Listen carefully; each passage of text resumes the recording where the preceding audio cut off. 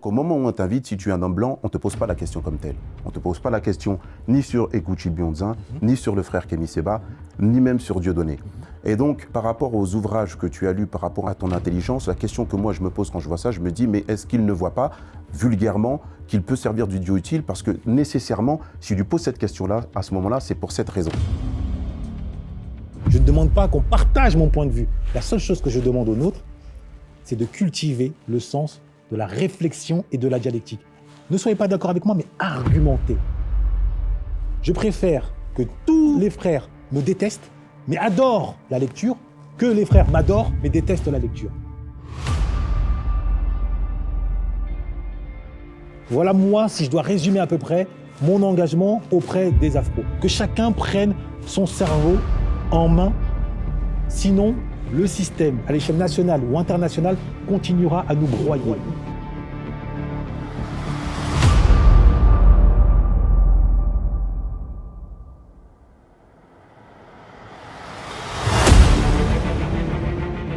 Bonjour à toutes et à tous, j'espère que vous allez bien et que vous êtes en forme. Aujourd'hui, on va discuter, on va échanger, on va communiquer, on va débattre aujourd'hui avec un invité spécial qui n'est autre que Ludovic Herman Wanda. Comment tu vas? En toute honnêteté, je vais aussi bien que Mohamed Ali à Kinshasa, ce 31 octobre 1974, Excellent. face à George Foreman. Excellent, ravi et honoré de t'avoir parmi nous aujourd'hui. Encore merci d'avoir accepté l'invitation. Aujourd'hui, nous serons accompagnés d'un consultant, Fabrice Tavard. Comment tu te sens aujourd'hui? Je me sens très bien, le cercle, vraiment très bien. Je suis honoré d'être sur le plateau avec le frère Herman et ainsi que toi-même. Très très bien. Et toi, comment tu te sens? Moi, je vais bien, je suis content. Je l'ai dit, c'est un honneur. C'est encore une fois un honneur. Et voilà, hâte de commencer cet échange. Monsieur le Cercle, Ludovic Herman, première. Pour commencer, tu es philosophe, formateur en maîtrise du verbe, auteur de plusieurs ouvrages notables dont Prison et Balance ta haine parus aux éditions L'Antilope. Dans tout ça, il y a quelque chose qui m'intrigue. Tu arrêtes l'école à 15 ans pour ensuite reprendre à 20 ans et décrocher un baccalauréat scientifique. Que se passe-t-il durant cette période où tu n'es pas à l'école? Alors, durant cette période, je ne suis plus à l'école de la République. Pour autant, je continue à être à l'école de la rue. C'est une école à part entière. C'est tout le problème puisque bon nombre d'enfants issus de l'immigration qui ont été frappés par l'échec scolaire du fait de l'incapacité linguistique sur laquelle on reviendra un peu plus tard, se sont tournés vers l'école de la rue, là où ils trouvaient de la reconnaissance.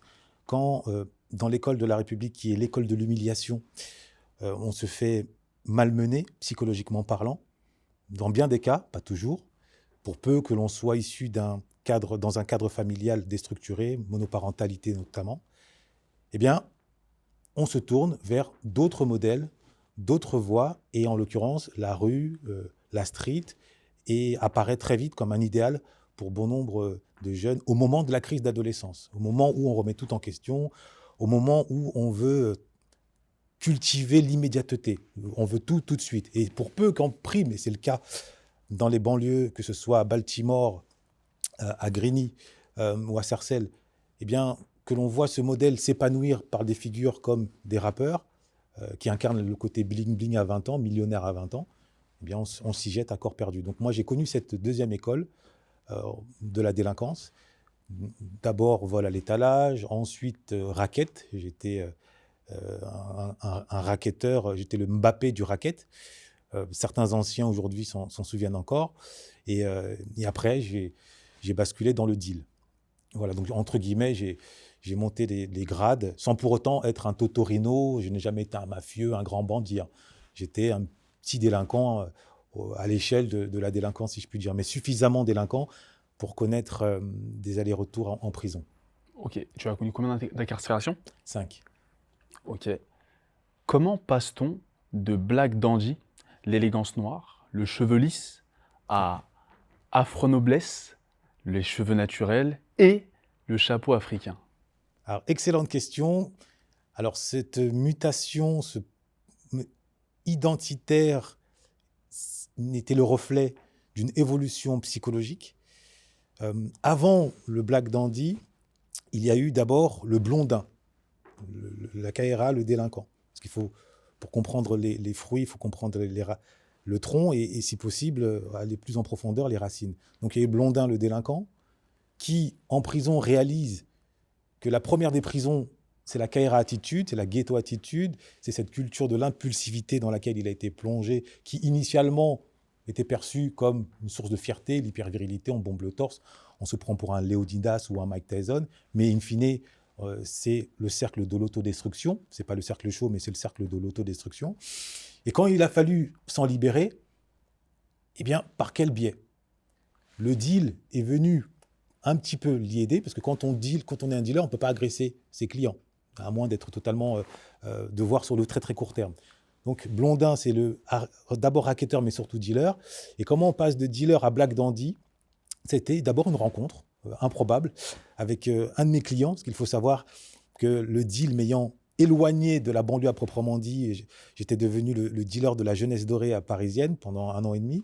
J'ai fait la rencontre justement d'autres profils que le mien, et parmi lesquels se trouvait un jeune homme issu d'une famille aisée, et qui, à l'occasion d'une rencontre, m'avait reçu dans un café, et je me suis aperçu, une fois arrivé sur place, que tout le personnel lui mangeait dans la main. Non pas parce qu'il exerçait une autorité viriliste, agressive, à la Caligula, hein, ou à la Shaka Zulu, pas du tout.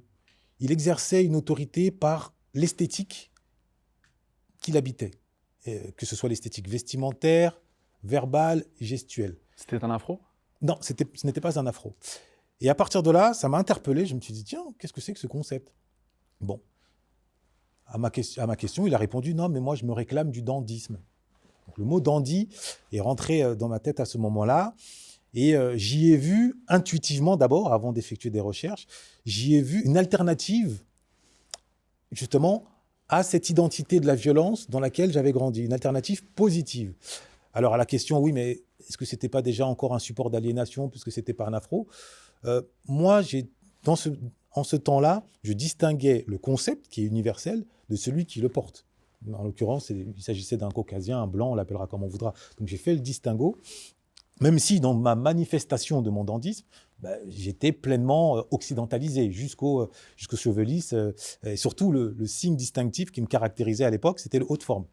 Pourquoi? Parce qu'après, je m'étais plongé dans les films de KPDP, où on mettait en scène des personnages du 17, 18, 19e siècle, par le biais des romans de Balzac notamment, et Georges Brumel, qui était considéré comme le pape du dandysme en Europe, eh bien, le haut de forme, les vestes queue de pie, on était des symboles forts que j'ai adoptés pendant de nombreuses années. Donc je suis passé donc, à ce moment-là du Black Dandy, qui encore croyait en l'idéal républicain.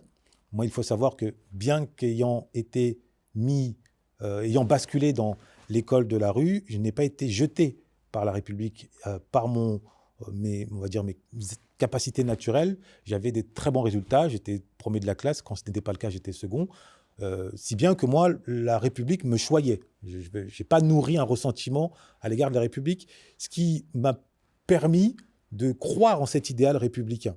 Donc, je suis pas en train, donc ça permet de comprendre mon processus. C'est que moi, ma vision, je n'ai pas une vision de rejet ou de mise à distance, puisqu'au contraire, j'étais adopté, contrairement à certains de mes amis d'enfance qui, très tôt, ont été stigmatisés, mis à l'écart, pour peu qu'ils avaient de mauvaises notes, alors qu'ils avaient éventuellement des capacités.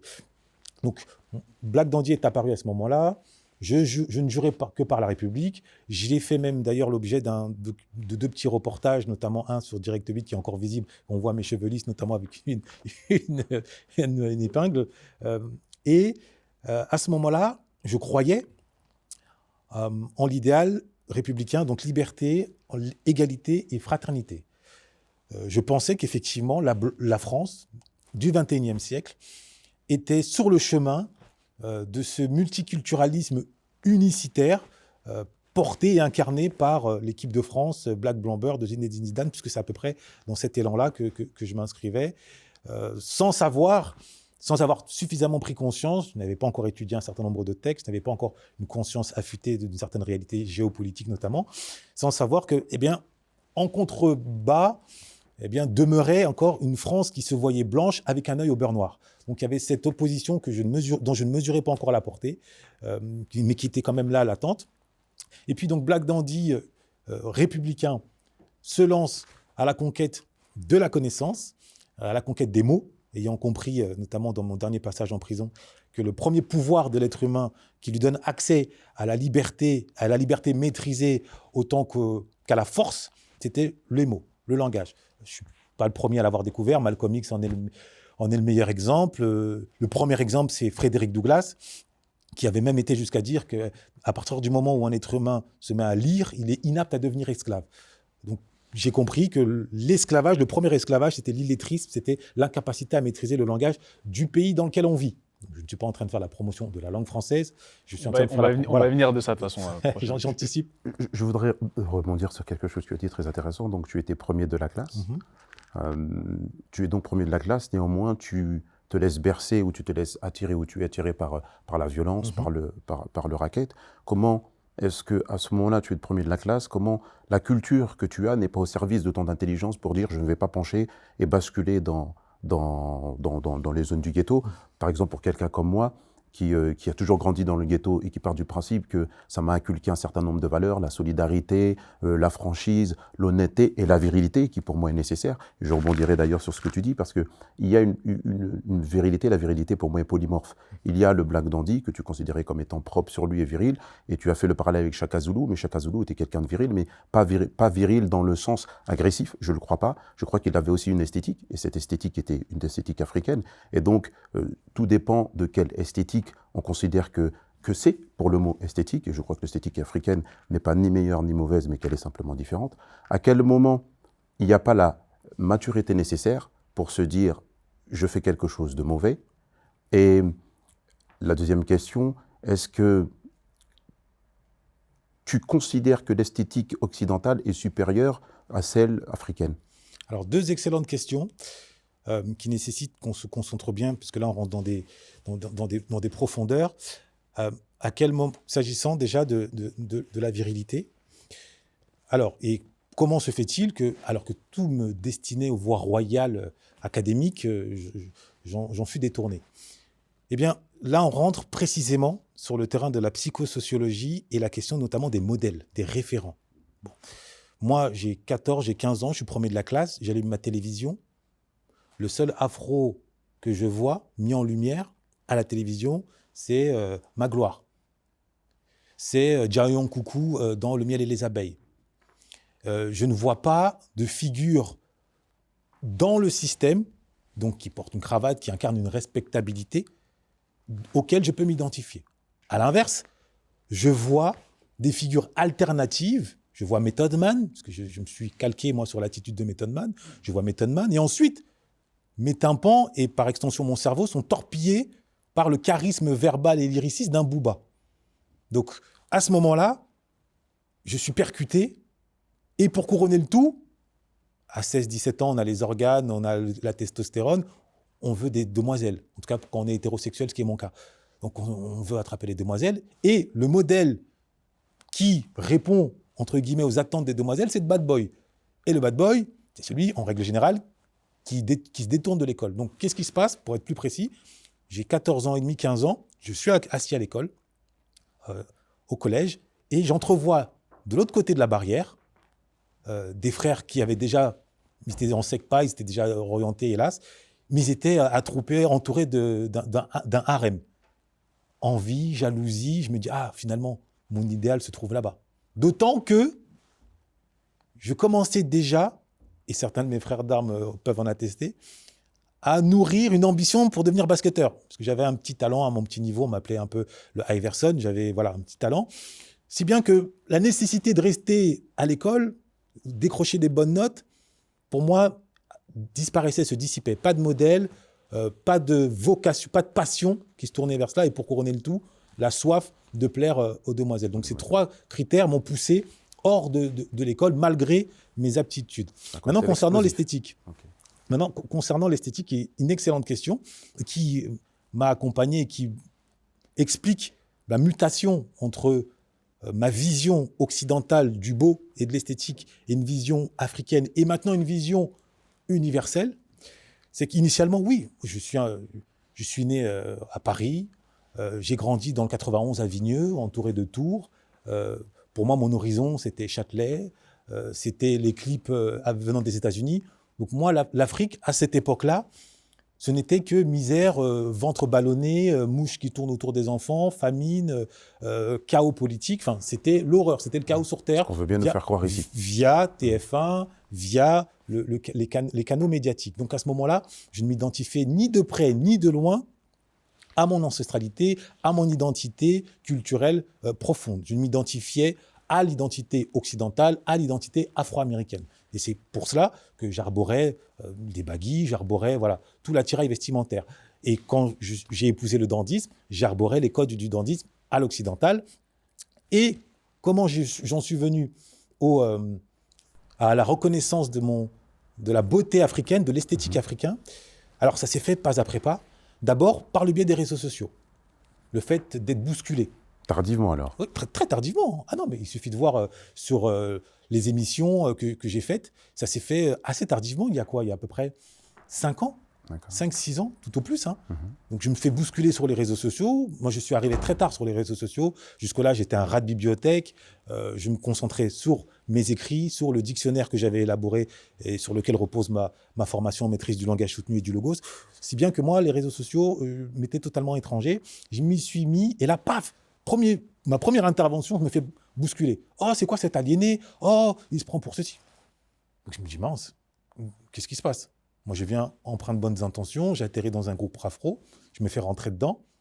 Et d'ailleurs, ça venait d'une certaine sœur, je ne sais plus si elle est toujours sur les réseaux sociaux, mais je lui envoie quand même une petite dédicace, une certaine Jeanne Choco, pour ceux qui connaissent. Et donc, elle me bouscule. Néanmoins, j'avais déjà un passif de philosophe qui me permettait de ne pas prendre pour moi des attaques, mais plutôt essayer d'y extraire une rationalité, un argumentaire. Et comme son propos ne se limitait pas en une phrase, à une insulte, mais ensuite était argumenté, j'ai mis de côté l'attaque personnelle, je me suis concentré sur son argumentaire. De là, j'ai commencé à m'interroger. Ensuite, d'autres éléments sont venus s'ajouter, pareil. Et donc je me suis dit, tiens, c'est vrai, peut-être que j'ai à me questionner. Et en parallèle, même si j'avais déjà commencé, à travers des lectures, je découvre le génie afro, parce qu'avant de m'attacher au génie esthétique, j'ai commencé par le génie intellectuel, par le génie donc immatériel. Donc je découvre les œuvres, la première œuvre afro que je rencontre, c'est Frantz Fanon. Bing Bang dans ma tête intellectuelle, Peau noire, masque blanc, c'est la première fois que je tombe sur un livre. On est à peu près quelle année? J'ai 22, 23 ans, donc on est en 2004, voilà, 2004-2005. 2005, je rencontre Frantz Fanon, ensuite je rencontre Aimé Césaire, et par l'intermédiaire, et ça c'est très important aussi de le préciser, d'une doyenne, rencontrée à la bibliothèque, qui sentait en moi quelque chose, déjà un côté atypique, mais le fait de l'assumer, soit tu te dis, il se prend pour qui celui-là, c'est un clown, soit tu te dis, tiens, c'est étrange. Bon, donc en l'occurrence, c'est cette option-là que la tantine, que la doyenne a choisie.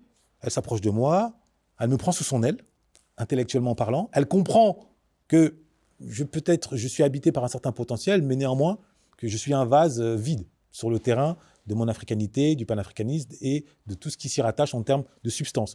Elle me transmet des références, Frantz Fanon, Aimé Césaire.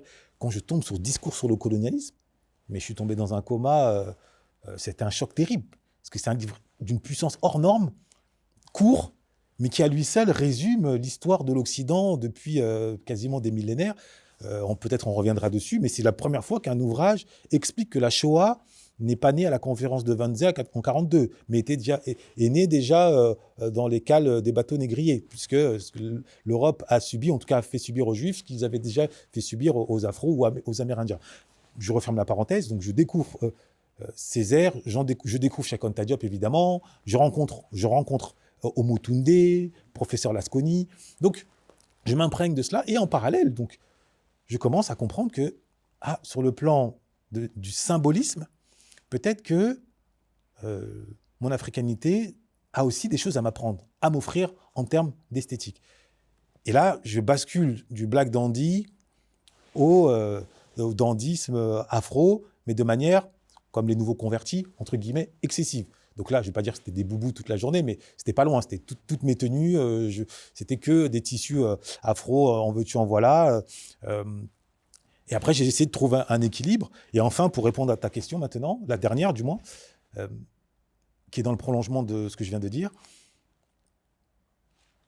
depuis 2 ans, peut-être 1 an et demi, j'essaye d'entrevoir dans mon africanité, je ne suis pas que africain, donc dans mon africanité, ce qui peut répondre à une universalité. J'essaye de voir ce qui, dans un monde décadent, sur le plan linguistique, sur le plan comportemental, donc un monde rongé par la laideur, pour moi tout cela est lié, la laideur comportementale, psychologique, c'est l'immoralité, la laideur esthétique. On regarde il y a encore 50 ans, tout le monde était à peu près tiré à 4 épingles, de l'ouvrier au président. Aujourd'hui, on porte à peine une veste, tout de suite tu te prends pour qui, tu vas à un mariage. Donc cette décadence que les gens ne perçoivent pas forcément, eh bien j'estime que peut-être en tant qu'afro, on peut participer à la renaissance de l'humanité, notamment par la mise en avant de la beauté de l'esthétique africain. Il suffit de voir comment, par exemple, les Nigérians, lors de leur mariage, ils arborent leur tenue. C'est du chef-d'œuvre sur pattes. Quand on s'intéresse un petit peu, et aujourd'hui de plus en plus, de créateurs ou d'artistes mettent en avant des tissus africains qui se conjuguent avec une certaine excellence, parce que les tissus, pour les tissus, si on pose juste un drap, à mon sens, c'est pas suffisant. Il faut y ajouter ce souci esthétique, ce souci de la précision, de la créativité.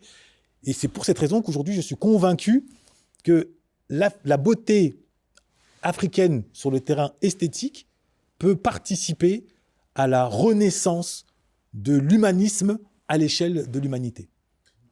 Très bien. Tu as parlé de ton africanité. Oui. Étant donné que tu fais mention de la religion dans ton premier ouvrage, je me permets de te demander, aujourd'hui, quelle place occupe ta judéité par rapport à ton africanité?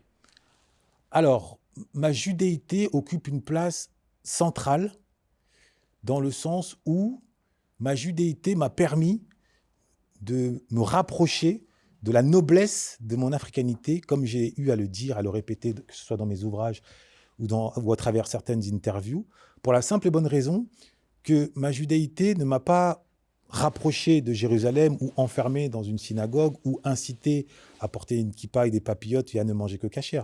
Pas du tout. Moi, du judaïsme, je n'ai pris que la substance, le nectar, et non pas tout l'aspect culturel. Le substance, le nectar, pour ceux qui connaissent ou du moins qui s'y intéressent, c'est d'abord, premièrement, la confiance en soi inaltérable.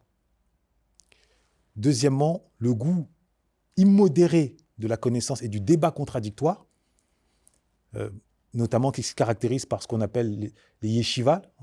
Dans le judaïsme, le yeshiva, c'est une école qui incite les jeunes à entretenir le débat dialectique et ainsi à sortir de l'émotivité propre à l'être humain.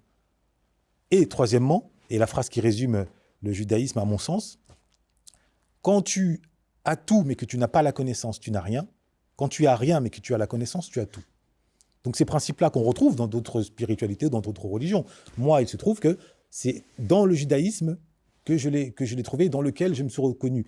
Et en découvrant cela, eh bien, et en effectuant mes recherches sur mon africanité, donc en lisant, en me plongeant corps et âme, j'ai pu pleinement épouser cette dimension de ma personne. C'est-à-dire que je ne voulais pas être le kirikou ou celui qui est africain de surface, qui tape du tam-tam ou qui mange du ndolé.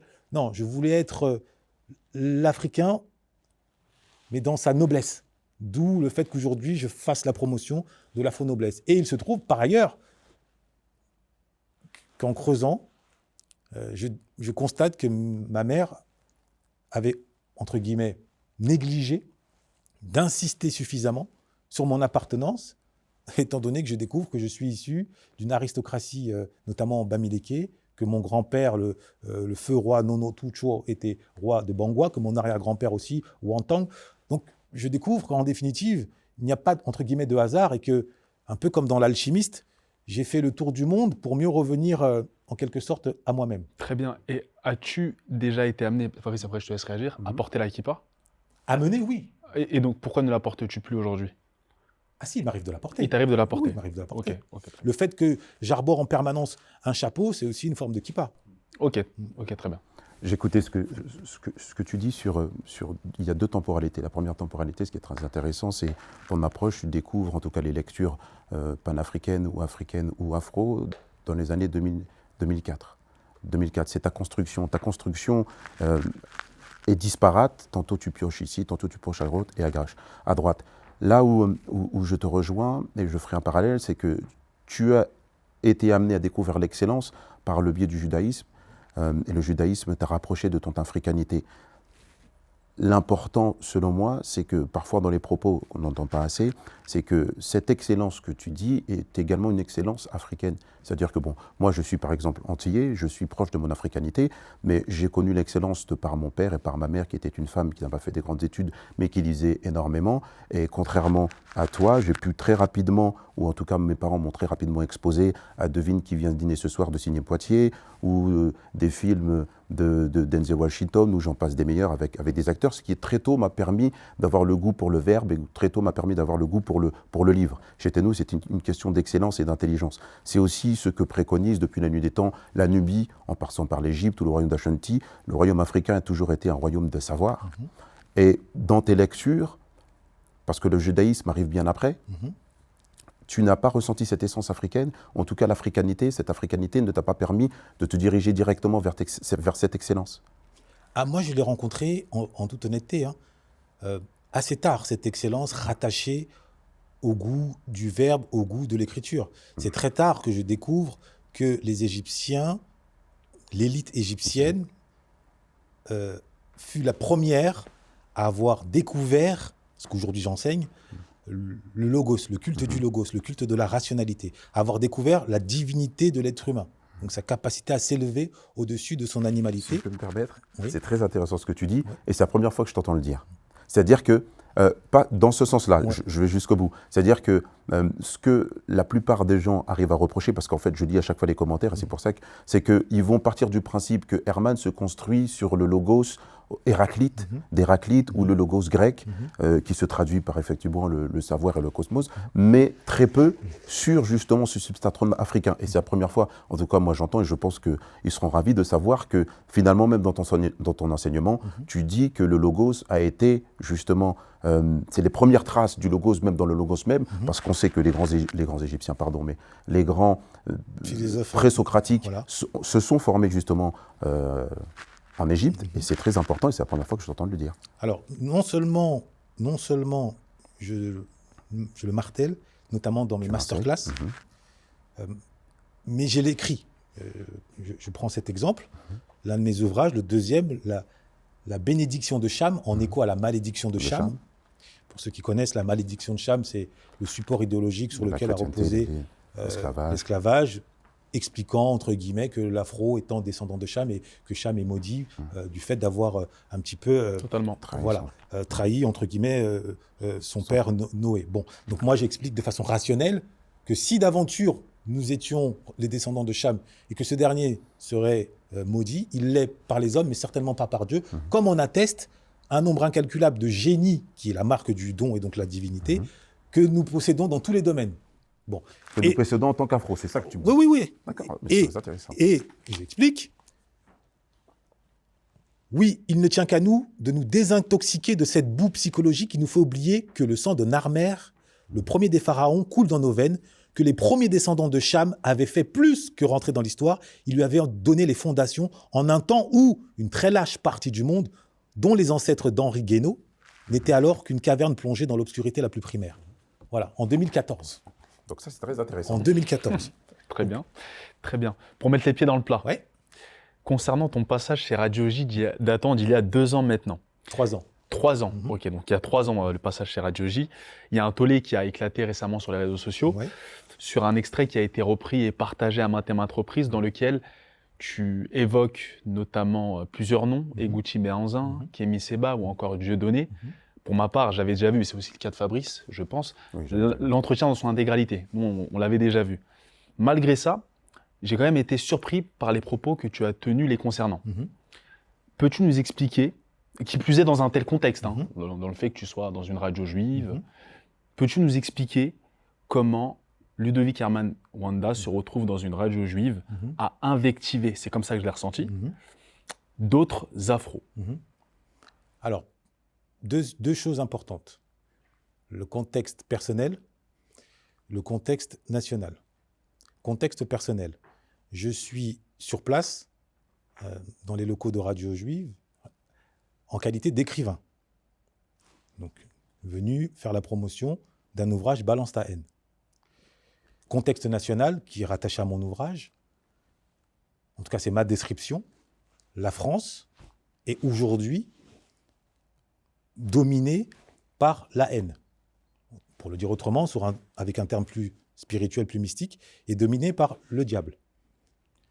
En étant, d'une part, aujourd'hui en tout cas, la capitale mondiale de l'athéisme, d'accord ? Qui dit athéisme dit que à chacun de tes malheurs, plutôt que de t'en remettre à une autorité supérieure, finalement tu trouves toujours le responsable dans autrui. D'accord ? Donc dans ce contexte-là, la France est le paradis de la destruction ou de la guerre des races, comme je le dis dans mon ouvrage dès le départ. Dès le départ, je fais comprendre, parce que le diable... Quand c'est la pensée, c'est ça qui s'exprime, oui. Donc, je lis un petit passage. Donc, le diable prend en otage la République, en début du livre, et il lui fait comprendre que son idéal, tout ça, c'est de la foutaise, il a pris le pouvoir, et il va réussir à atteindre ses objectifs, à savoir créer la guerre de tous contre tous. Bon. Je t'aurais volontiers donné la mort, mais je préfère que tu assistes à mon grand show à l'américaine. Je préfère te torturer que te tuer. Je préfère que tu vois comment ce pays que tu chéris tant, comment ce bout de terre hexagonal va se donner la mort. Se dénigrer, se disloquer, se consumer sous les flammes de la guerre, sous les flammes de la plus belle des guerres. Quelle guerre ? La guerre des races. Bon. Donc, c'est ce contexte-là. Maintenant, la guerre des races, comment ça s'obtient ? Lorsque l'idée d'unité n'existe plus, disloquée, au profit de l'idée d'appartenance, groupe, communauté, que ce soit noir, blanc, juif, musulman, athée, homme, femme, riche, pauvre. Quand il n'y a pas d'unicité, comme en Angleterre, comme aux États-Unis, les blancs et les noirs peuvent s'entretuer, mais à la fin, ils vont à l'église, ils prient quand même, et ils posent la main sur la déclaration d'indépendance. Donc, il y a une unicité. L'Angleterre, c'est la même chose. God save the Queen, bon, maintenant on dit God save the King. Bon. Donc, mais quand un pays ne possède pas d'unicité, comme c'est le cas de la France, en étant athée, il n'y a pas de valeur sacrée, ils ont décapité le roi, donc il n'y a plus, en dernier recours, de lien commun. Et ça donne tous contre tous. L'enfer, c'est les autres, comme disait Sartre.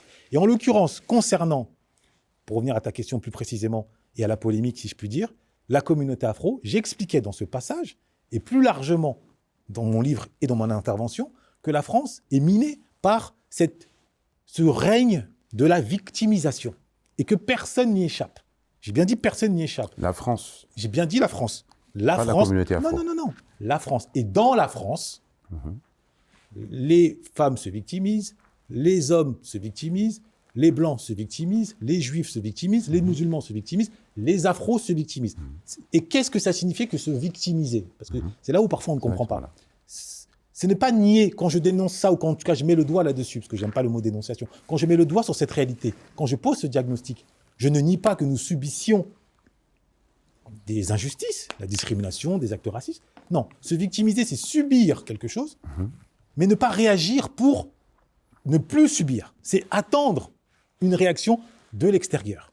Et concernant notre communauté, en France, contrairement à d'autres groupes, nous subissons, mais nous agissons peu, et pour cause, et là on revient à ma thèse initiale, nous sommes comme des oiseaux sans ailes. Nous possédons en moyenne 300 à 400 mots de vocabulaire. En pareille circonstance, on ne peut pas se défendre sur le terrain économique, politique, académique, à la différence des autres groupes qui, certes, dénoncent, fustigent, parfois même enclenchent, aujourd'hui on parle de la cancel culture, mais à côté de ça, ils poursuivent des études, ils sont docteurs, ils sont journalistes, ils sont historiens, donc ils s'arment de connaissances jusqu'aux dents, comme disait Cheikh Anta Diop, pour ensuite aller au front.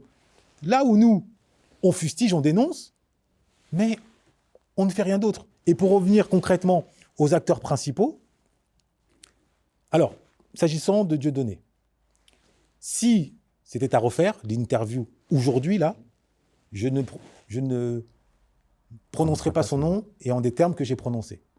Très clairement. Pourquoi ? Parce qu'aujourd'hui, c'est un ancien, on ne tire pas sur une ambulance. Clairement. Donc, je mettrai de côté, je mettrai éventuellement peut-être en avant l'abnégation dont il a fait preuve face au rouleau compresseur élite qu'il a subi. D'accord ? Donc, ça, c'est très clair là-dessus. Aujourd'hui, en 2024. En 2021, ce n'était pas tout à fait encore la même position. S'agissant de Eguchi Béhanzin. Eguchi Béhanzin portait de bonnes intentions, d'accord ? Il veut défendre la cause, mais comment le faisait-il ? Si ce n'est en apparaissant comme la caricature, justement, de la Kaira attitude que moi, j'essaye de déconstruire depuis déjà mon premier ouvrage que je n'ai pas amené ici, Les Flammes de la Révolte. En usant, peut-être en s'inspirant des Black Panthers, en tout cas première version, je ne sais pas, d'une certaine virilité physique, parce que tu as évoqué la virilité tout à l'heure, physique, mais moi, je lui préfère la virilité rationnelle, intellectuelle, qui, aujourd'hui, est la seule à avoir droit de citer à l'échelle des institutions. Pour ma part, Herman, ça ne m'aurait absolument pas dérangé, c'est faux. En tout cas, ça m'aurait nettement moins dérangé que tu fasses toutes ces critiques-là à Eguchi Béhanzin notamment, ou à Kémy Séba, ou à quelqu'un d'autre, dans une assemblée noire. C'est surtout là, en fait, alors, j'y viens. Donc, ça, c'est le deuxième point. Maintenant, concernant Kémy Séba, si on écoute bien ce que je dis, je distingue ce que j'appelais les perroquets de la victimisation, et j'incluais les gilets jaunes, donc je reprécise, ce n'est pas les afros. Je ciblais, je pointais du doigt l'impuissance politique et économique qui se cachait derrière un affichage moralisateur.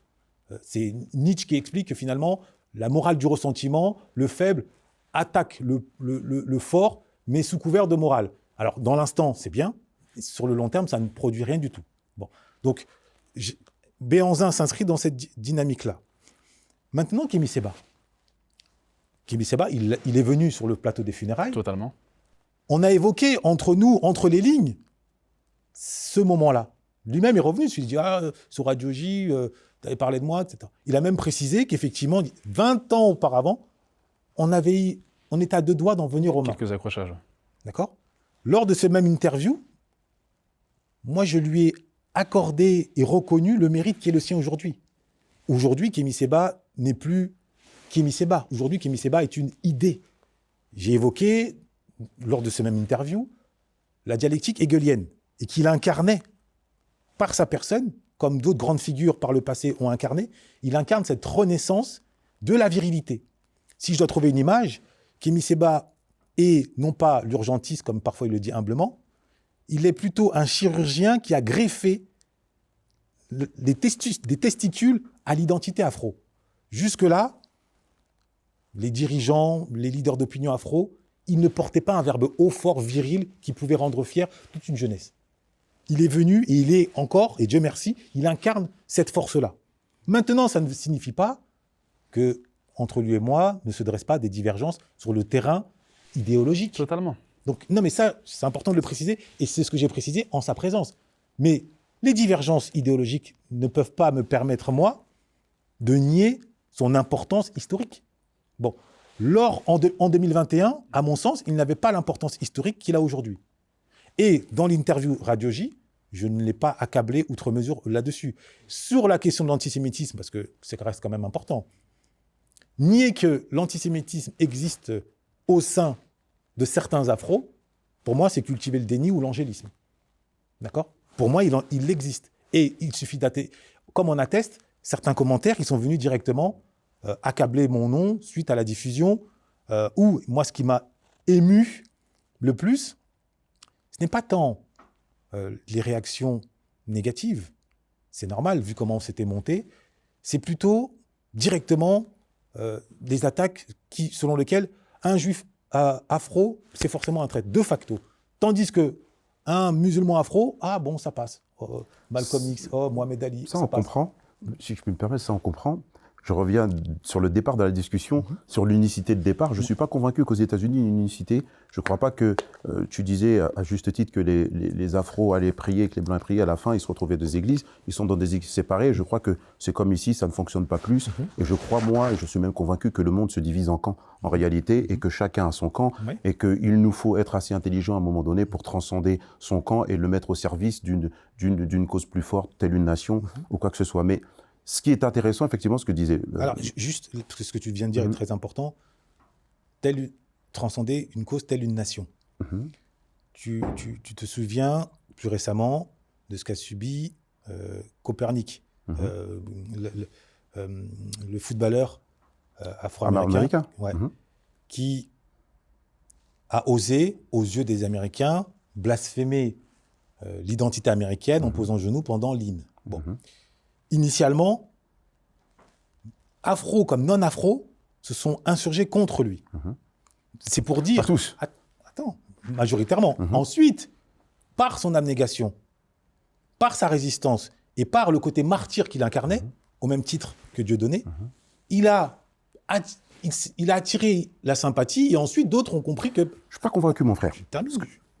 Vas-y. Ensuite, il s'est attiré la sympathie sur le terrain du symbole, et d'autres ensuite l'ont rejoint. Tout ça pour dire que l'identité nationale aux États-Unis a été pendant longtemps le ciment qui a permis de transcender, en tout cas pour une grande partie de la communauté dite blanche ou dite noire, eh bien justement cette appartenance dite raciale, d'où le fait, si on veut comprendre l'histoire américaine dans sa profondeur, dans ses détails, d'où la place occupée par un Martin Luther King, qui incarne cette renaissance de l'idéal américain avec son « I have a dream » et cette fameuse phrase « Je rêve de voir les enfants noirs, blancs, juifs, athées, etc. » Voilà, autour de la table de la fraternité. Si tu veux bien, je reprends alors.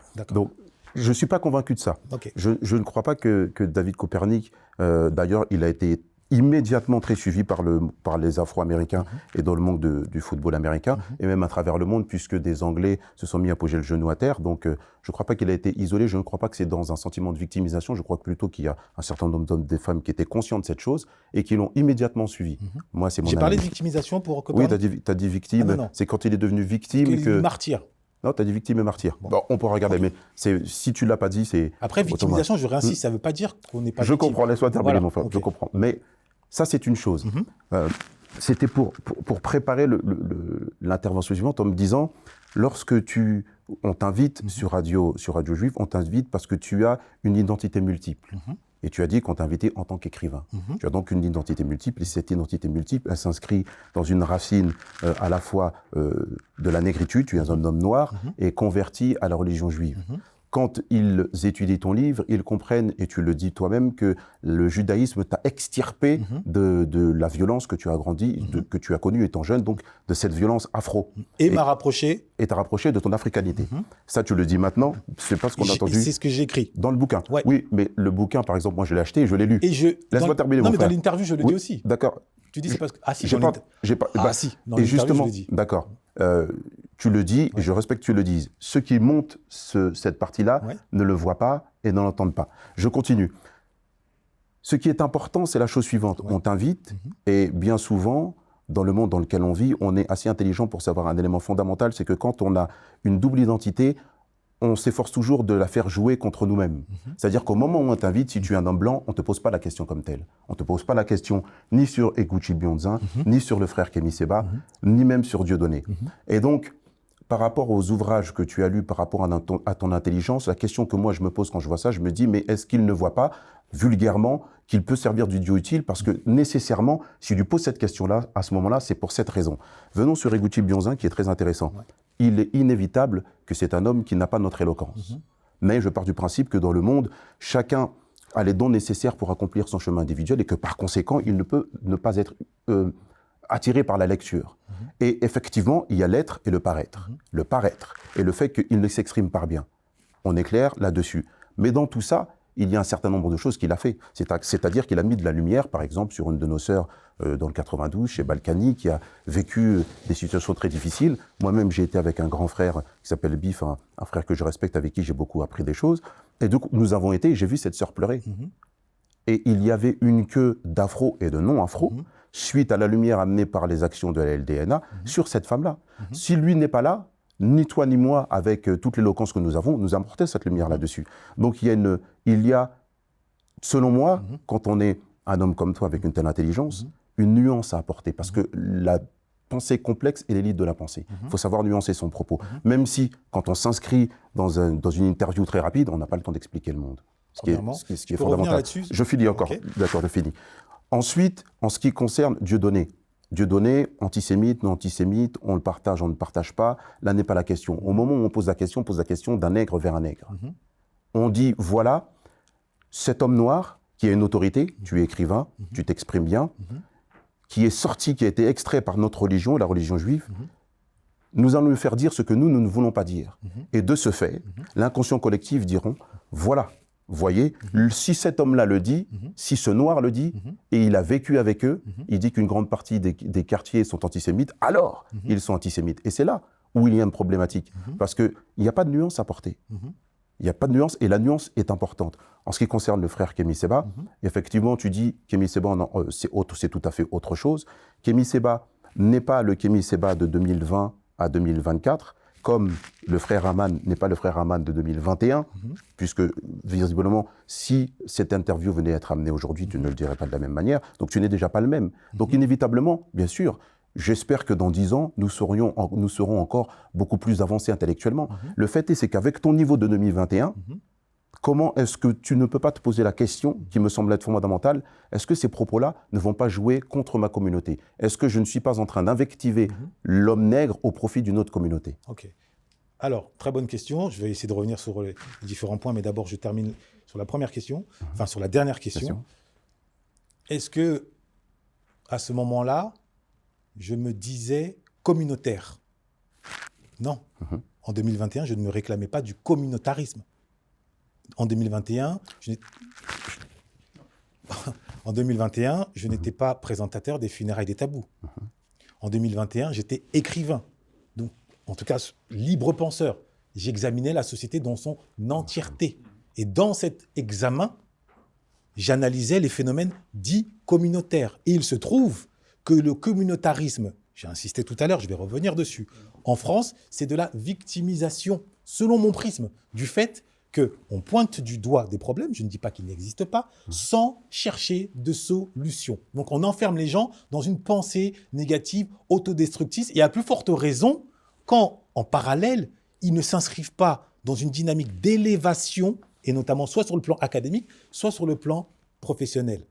On ne les incite pas à devenir chercheurs, docteurs, donc à s'armer de connaissances jusqu'aux dents, ou à devenir des C.J. Walker, des Dangote. D'accord, on se contente. Le communautarisme des Afro en France. Des Afro en France. En France, j'insiste encore. Maintenant, ça c'est pour la question plus globale. Il n'existe même pas d'ailleurs, il n'y en a pas encore. Donc quand je suis sur Radio J, je ne suis pas là en tant que représentant, en tout cas moi je n'y vais pas en tant que représentant des Afro. Je parle bien malgré toi. Même si je ne suis pas totalement stupide, je sais que ma couleur de peau me renvoie, comme disait France Fanon, à une négritude, que je le veuille ou non. Et que maintenant, la question est de savoir, la question de fond c'est, est-ce qu'on peut exprimer sa pensée et des versants négatifs de sa dite communauté, même si on ne s'en réclame pas, devant d'autres personnes issues d'autres communautés?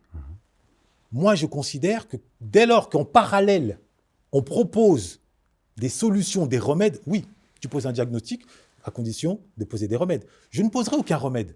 Là, l'accusation, je la prendrai à 100%, je ferai mon mea culpa. Moi, je propose des solutions très concrètes, qu'on y adhère ou pas. Je propose des remèdes factuels au quotidien et que j'exerçais déjà à l'époque, en tant que professeur, en tant que formateur. Donc moi, quand je pointe du doigt cette victimisation, c'est parce que j'en vois les dégâts au quotidien. C'est pas uniquement parce que je suis invité, je dis waouh, mes frères juifs m'ont invité, c'est génial, je vais leur servir la soupe, on va aller à la synagogue, on va chanter, on va boire kasher, on va dire Baruch Hashem. Non, c'est parce que d'une part, il y a un aspect affectif indéniable.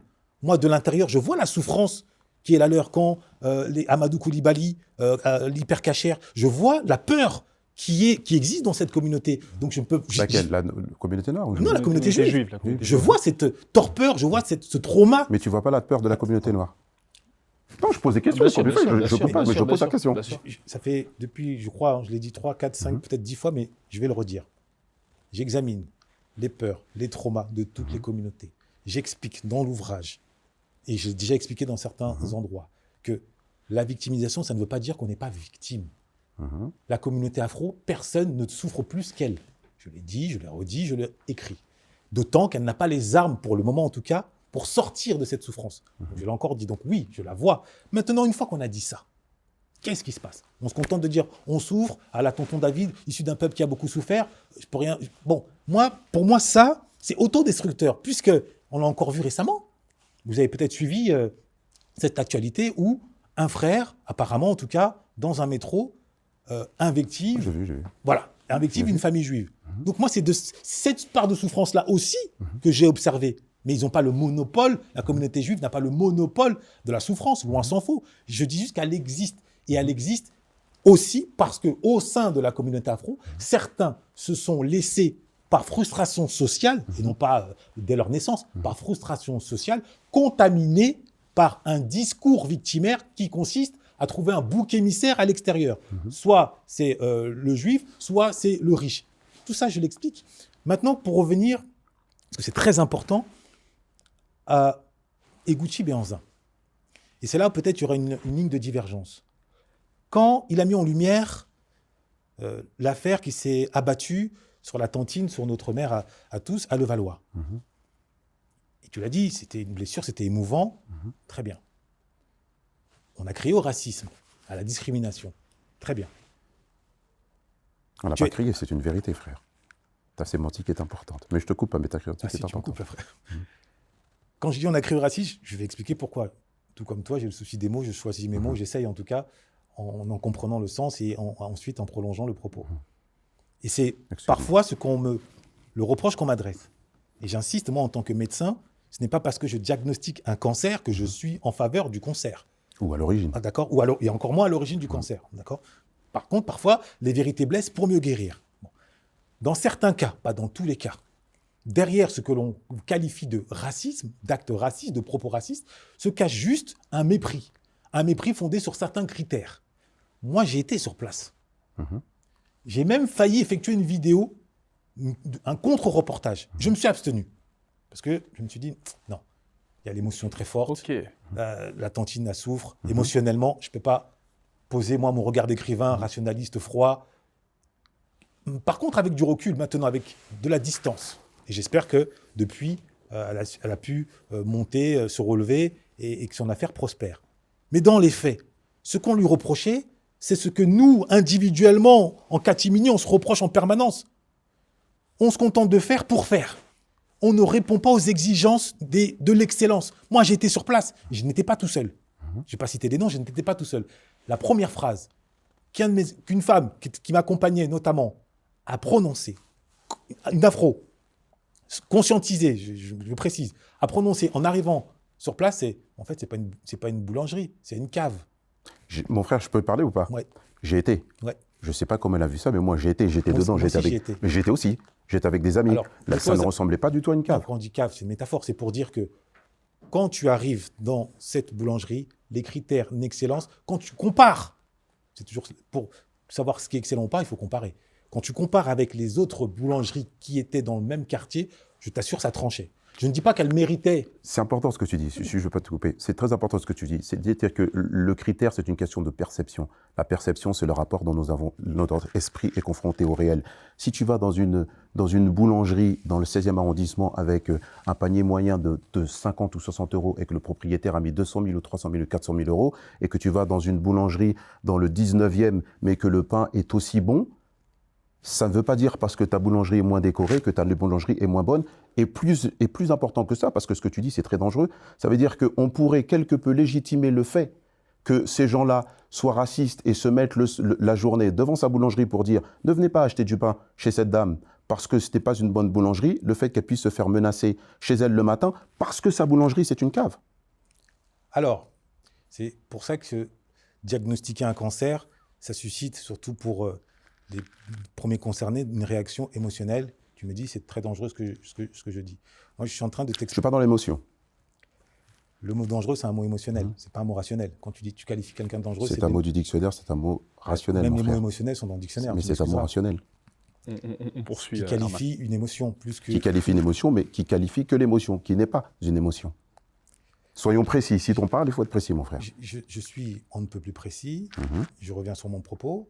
Si tu estimes que nous n'avons pas, à l'échelle de la communauté afro-francophone, un travail de fond à effectuer en matière d'excellence, d'élévation et de critères, c'est ton droit. Je suis d'accord. Moi, j'estime que ce travail doit être fait et que aujourd'hui encore, même s'il y a une nouvelle génération, et moi je salue la nouvelle génération, les barbershops, les restaurateurs, qui ont ouvert les yeux sur ces défaillances. Combien de restaurants dans lesquels afro on se rend où on déplore les choses les plus élémentaires que l'on retrouve ailleurs, que ce soit en termes d'hygiène, que ce soit en termes d'accueil, que ce soit en termes de temps d'attente. C'est D'accord. factuel. Donc après, on peut se voiler la face et dire non, mais tant que c'est fait, c'est fait. Elle a ouvert une boulangerie, tant que le pain est bon, le reste, c'est pas de sa faute, elle n'avait pas assez d'argent. On peut rentrer dans cette dialectique-là. C'est notre C'est pas ce droit. que moi je dis. Hein. Mais pendant que nous, on rentre dans cette dialectique du l'important c'est de participer, d'autres sont beaucoup plus offensifs, sont dans la dialectique du non, l'important c'est de gagner. Et que pendant que cette dame, elle livre du pain dans un cadre approximatif, nous, on va investir massivement, on va s'organiser pour faire 10 fois plus. Un penseur qui pour nous aujourd'hui est sacré, je pense qu'on est tous d'accord là-dessus, Kalala Umutunde, après le travail extraordinaire qu'il a accompli tout au long de sa vie, au crépuscule de cette dernière, bon, il ne pouvait pas le savoir, il a livré un témoignage, à mon sens, presque testamentaire, où il a appelé les afros à ne plus être dans la dénonciation. Il a appelé à la conversion, à la volonté de puissance. Devenez puissant. Il a dit, il a martelé. Devenez puissant, devenez puissant, devenez puissant. Or, la puissance, elle part d'où? Elle part d'abord de la lecture que l'on porte sur le monde. Le faible voit le monde sous le prisme de la morale. Le fort voit le monde sous le prisme de la force. Appliqué à l'économie, le prisme de la force, c'est quoi? Est-ce que l'excellence, en termes de précision, en termes d'organisation, en termes de produits finis, est au rendez-vous ou pas? Et non pas juste, est-ce que je l'ai fait juste pour le faire? Moi, la tantine, je l'ai dit, quand je suis venu, j'ai constaté, selon mon prisme en tout cas, axé sur la force, je me suis dit, ça ne répond pas aux critères. Maintenant, est-ce que ça signifie que ça justifie Parce que c'est ça le mauvais l'élément- traitement? C'est là l'élément central. Mais la problématique, c'est toujours ça, surtout à notre époque. Porté par le monde de l'émotion, on a tendance à confondre comprendre et justifier. Je comprends le cancer, ah mais tu le justifies. Mais non, je suis en train de t'expliquer comment fonctionne un cancer et comment mieux vaut éviter justement ce qu'il faut mettre en place pour l'éviter. On prend un cas d'école, c'est pour ça qu'on s'attarde dessus, on voit une tantine. On peut s'émouvoir. Mais maintenant, le but, nous, en tant que penseurs, éclaireurs d'esprit ou incitateurs à la réflexion, c'est de faire en sorte que les prochaines générations n'aient pas à subir ce qu'elle a subi. Et le meilleur moyen, à moins que l'on considère que, quel que soit le degré d'excellence, on subira toujours. Bon, moi, pour le moment, je n'adopte pas cette position. J'ai bien dit pour le moment. Peut-être que dans 5 ans, malgré tous mes efforts, je m'apercevrai qu'on a beau être excellent, on continue à se faire matraquer, on a beau être docteur, on continue à se faire malmener. Je termine là-dessus. Vas-y. Moi, ce que j'essaye d'expliquer à travers cet exemple, j'ai pris volontairement parce qu'il a ému beaucoup, c'est que je me suis abstenu. Donc, sur le terrain émotionnel, j'ai fait œuvre de solidarité. Mais intérieurement, ça m'a quand même gêné parce que je me suis dit, si en permanence, dès qu'on subit un acte ouvertement racial par le propos, on n'essaye pas de distinguer le bon grain de livret, on n'essaie pas de se dire, OK, on doit condamner, on doit agir, on doit montrer que, attention, on ne peut pas marcher sur les pas de notre mère, il y a un respect à accepter. Mais qu'à côté, on doit aussi se retrousser les manches et faire ce qu'il faut pour rectifier le tir, pas pour les autres, pas pour que les autres nous disent « Ah, ça y est, vous êtes au notre niveau, on vous donne le fanion ». Non, pour nous-mêmes. Parce que ce qu'on ne comprend pas toujours, c'est que la médiocrité, elle pourrit de l'intérieur aussi. Quand on accuse à longueur de journée les chefs d'État africains d'être à la botte, en tout cas dans l'espace francophone, du néocolonialisme, parce qu'ils sont pris à la gorge ou parce qu'ils ont abandonné, fort du syndrome Django, leur peuple. On est en droit et il faut le faire. Parce que sur place, les réalités sont tragiques, désastreuses et honteuses. Bon. Mais maintenant, quand tu es sur place, moi par exemple, je suis d'origine camerounaise, donc je parlerai du Cameroun pour ne pas m'attirer les fous. Tu ne m'as pas laissé rebondir, mon frère, tu pars sur autre chose. Hein. Non, je reviens là-dessus toujours. Et que tu t'aperçois, contrairement à d'autres pays, que la population, individuellement, ne respecte pas un certain nombre de règles les plus élémentaires. qu'est-ce que tu te dis? Tu te dis, OK, est-ce que c'est le président qui dit à sa population de déféquer en pleine rue ou de jeter tel papier, là où dans d'autres pays de notre continent, donc il ne s'agit pas de dire oui, l'Occident est notre modèle, dans d'autres pays, notamment anglophones, on pourra parler aussi peut-être du décalage anglophone-francophone, tous ces éléments qui relèvent du comportement universel sont présents et indiscutables. Donc tout ça pour dire que, et ça c'est mon point de vue, la victimisation sociale dans laquelle nous a enfermés SOS Racisme et plus largement la gauche, qui a pris un relent racial au vu de l'histoire, donc la courte histoire et la longue histoire se sont greffées, ont incarcéré une partie de la communauté afro dans une impuissance, dans le sens où elle nous a éloignés du moteur du progrès qu'est l'autocritique. L'autocritique. Tu peux prendre en considération les drames, tu peux faire porter le chapeau à d'autres, mais à un moment aussi, et ça c'est Dossé qui le dit dans son titre extraordinaire, African History X, à un moment l'histoire, tu es obligé de la regarder en face et comprendre que c'est pas le méchant contre le gentil ou le blanc contre le noir, c'est le fort contre le faible. Et il y a de deux choses l'une. Soit tu espères que le fort ait pitié de toi et se dit « Ah, je vais être moins fort et je vais moins lui taper dessus », ou alors soit tu agis comme Rome face à Carthage, tu étudies le fort pour toi-même acquérir, non pas son identité, mais ses éléments de force, de manière à ce que, au moins, tu imposes le respect à défaut d'imposer la crainte. Il y a des choses sur lesquelles nous sommes d'accord, mais pour moi, il y a deux temporalités. Et il y a deux temporalités qui se confondent.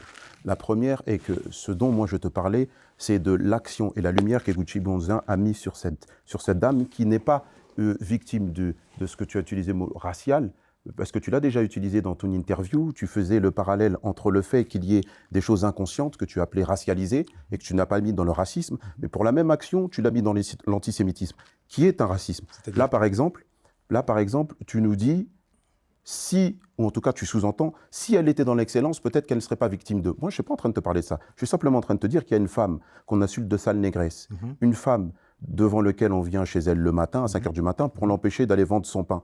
Et tout ce que toi, tu me rétorques, c'est « j'ai été là-bas, on dirait une cave ». On est sur deux temporalités complètement différentes. Ouais. Si on isole ton propos et on le met, c'est comme ça qu'on va le percevoir. Parce qu'il n'y a pas d'explication derrière. Tu dis « j'ai été » et la sœur avec qui j'étais dit « on dirait une cave ». Fut-elle 2 ou 3 caves, nous n'avons pas à invectiver cette femme et l'insulter de sale négresse. Ça, c'est le premier propos. Non, je m'arrête quand même là-dessus. Non, mon frère, écoute. Non, ça, je ne peux pas laisser passer. Non, mon frère, laisse-moi terminer. Attends, c'est un élément très fort. Tu viens de parler 5 minutes, mon frère, laisse-moi terminer, tu rebondiras dessus comme j'ai fait. Ensuite, je suis pour l'excellence. Mais l'excellence et l'invectivation, le fait que nous soyons victimes de racisme, c'est deux choses complètement différentes. Qui n'est pas pour l'excellence, en fin de compte? Ce qui m'étonne, et je dirais que l'excellence est polymorphe. Et elle ne peut qu'être polymorphe. Par exemple, tu parles de logos, à juste titre, et nous sommes des hommes de vocabulaire et de discussion. Nous échangeons, très bien. Mais il y a des hommes et des femmes qui, par exemple, n'ont pas fait d'études. Je connais des frères qui sont maçons et qui ont des sociétés qui embauchent 80, 70 personnes. Ces hommes-là sont dans l'excellence. Leur art est la maçonnerie. C'est de l'excellence. Ils n'ont pas de bibliothèque dans leur domicile. Je t'explique, je dis, parce que quand tu parles d'excellence, souvent tu parles de logos, de savoir, de connaissance et du verbe. J'ai parlé d'entrepreneuriat tout à l'heure. Non, mais laisse-moi terminer. Mais j'ai parlé de l'entrepreneuriat tout à l'heure. Je dis ce que tu dis d'ordre général. Est-ce que tu m'as entendu? J'ai parlé de l'entrepreneuriat tout à l'heure. Je t'ai entendu. Maintenant, laisse-moi finir. On va venir de toute façon par rapport à l'élite académique. Ça veut dire qu'elle est polymorphe. Comme elle est polymorphe, quelqu'un qui est artisan, lui, peut-être n'a pas le goût pour la lecture comme nous pouvons avoir, peut-être qu'il n'use pas du verbe comme nous l'usons, il n'en demeure pas moins, encore une fois, qu'il est dans l'excellence. L'excellence est polymorphe. Et c'est plus que nécessaire de le dire. Dans cette temporalité, dans ce monde qui existe, bien évidemment, tu parlais de maladie, de faire un diagnostic et de dire, si on reste comme ça, moi, c'est pas ce que je suis en train de dire. Je dis qu'il est fondamental pour l'homme noir d'être excellent dans tout ce qu'il fait. C'est comme ça qu'on m'a éduqué. Mais je ne perds pas de vue non plus qu'il n'y a pas, comme tu disais sur Radio Juif, des espèces de complexes qui viennent de social quand tu dis un nègre, sale nègre. Par exemple, c'est très intéressant ce que tu nous as donné comme exemple. Je l'ai vu hier en boucle, l'agression, et j'ai vu la vidéo de cette dame juive par un noir, comme par hasard, et ça m'a mis en colère. Mais je n'ai pas du tout vu sur ces mêmes chaînes l'agression de la femme noire qui s'est fait balafrer au couteau. Je ne l'ai pas vu. Il a fallu que sa fille passe par les réseaux sociaux. Donc il y a toujours ce deux poids, deux mesures, et moi en tant qu'homme afro... D'où vient-il? Eh bien, il vient du fait que certains individus ou certains médias privilégient un certain nombre d'aspects d'agression que les autres. Parce que les afros n'ont pas leur chaîne. Et parce que les afros n'ont pas les finances nécessaires pour avoir leur chaîne. Et donc laisse-moi finir. On en revient laisse-moi finir, mon frère. On en revient à quoi? À la force. Attends, laisse-moi. C'est pas une question de force, mais mon si, frère. force économique. Pour expliquer.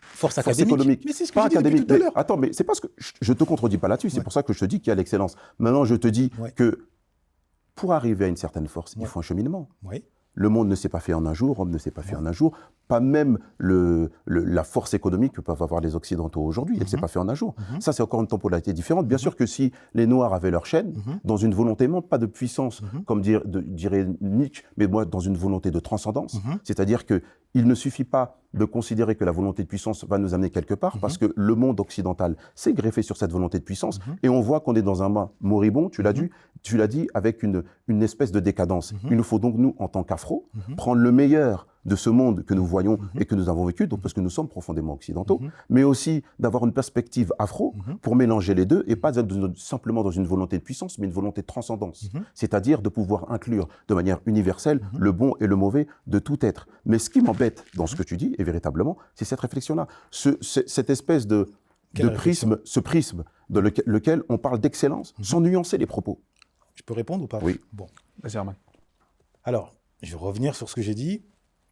Et c'est là où je mesure à quel point, comme je le constate chaque jour, enseigner, dire, c'est répéter. Moi, tu ne m'enseignes pas, mon frère. Je reviens sur ce que j'ai dit. Je me suis rendu sur place à Levallois. Qu'est-ce que j'ai dit ensuite? J'ai précisé que le premier élan en tant qu'écrivain, c'était de faire une vidéo où j'allais pointer ce que je percevais comme une absence d'excellence. Et tout de suite, ma conscience morale et afro, ma solidarité, ça aussi je l'ai dit, m'a freiné. Donc la dimension émotionnelle, je l'ai observée.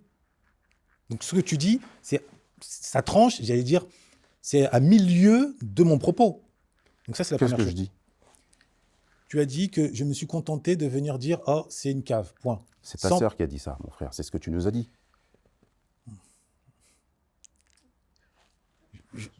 Tu as souligné, en tout cas, dans ma perception, que je n'avais eu de cesse, ou en tout cas, mon regard n'a été que d'ordre critique, sans la moindre forme d'empathie. C'est ce qui est ressorti de ton propos. Bon. Maintenant, moi, ce que je te dis en tant que docteur, l'empathie, sans le remède, ça nous mène à ce que nous sommes aujourd'hui depuis 30-40 ans, parce que SOS Racisme, c'est 82, on est en 2024, donc 40 ans, dans l'enfoncement, dans le maintien d'une forme de médiocrité. Parce que ce drame, cette injustice, chaque semaine, chaque mois, chaque année, on regarde les réseaux sociaux, on les voit. On les voit. Et ça, c'est symptôme de la médiocrité? C'est donc ça? Je pense pas, je vais venir après. Voilà, ce que je dis, pour résumer en une phrase, c'est que le temps que l'on passe à dénoncer le racisme, c'est le temps que l'on ne passe pas, le temps n'étant pas extensible à l'infini, à cultiver l'excellence. Il faut choisir. Voilà, moi, ma position. Je prends l'exemple, pareil, les réseaux sociaux sont un bon réservoir, pas que de haine, mais également d'information. En Angleterre, et c'est là où le mindset est totalement différent entre les francophones et les anglophones.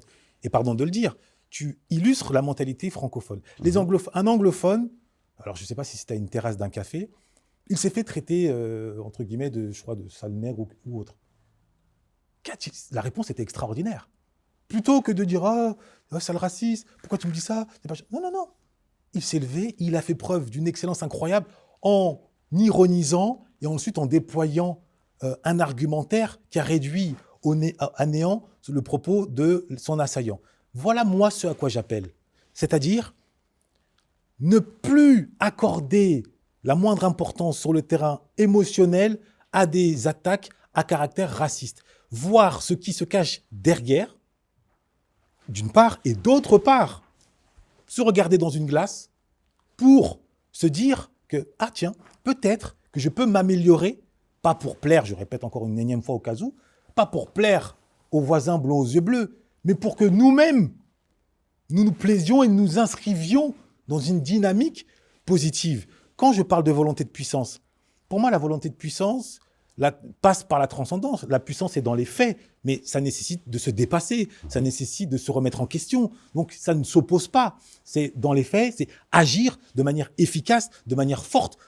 Tu me dis, et là tu as raison, oui, quand tu touches un cheveu d'un juif, les médias en parlent à longueur de journée, là où c'est des afros, où c'est des balafres, où c'est la barbarie, on met sous le tapis. C'est un fait. Mais pourquoi? Est-ce que c'est parce que l'autre est juif, l'autre est afro, ou parce que, économiquement, académiquement, politiquement, l'une incarne une communauté beaucoup plus puissante que l'autre? D'accord. Voilà. D'accord. Donc à partir de là, si on pose Il faut que je réponde à ce qu'il a dit, si on c'est pose très ce intéressant. constat, le problème de fond, c'est pas la pomme pourrie.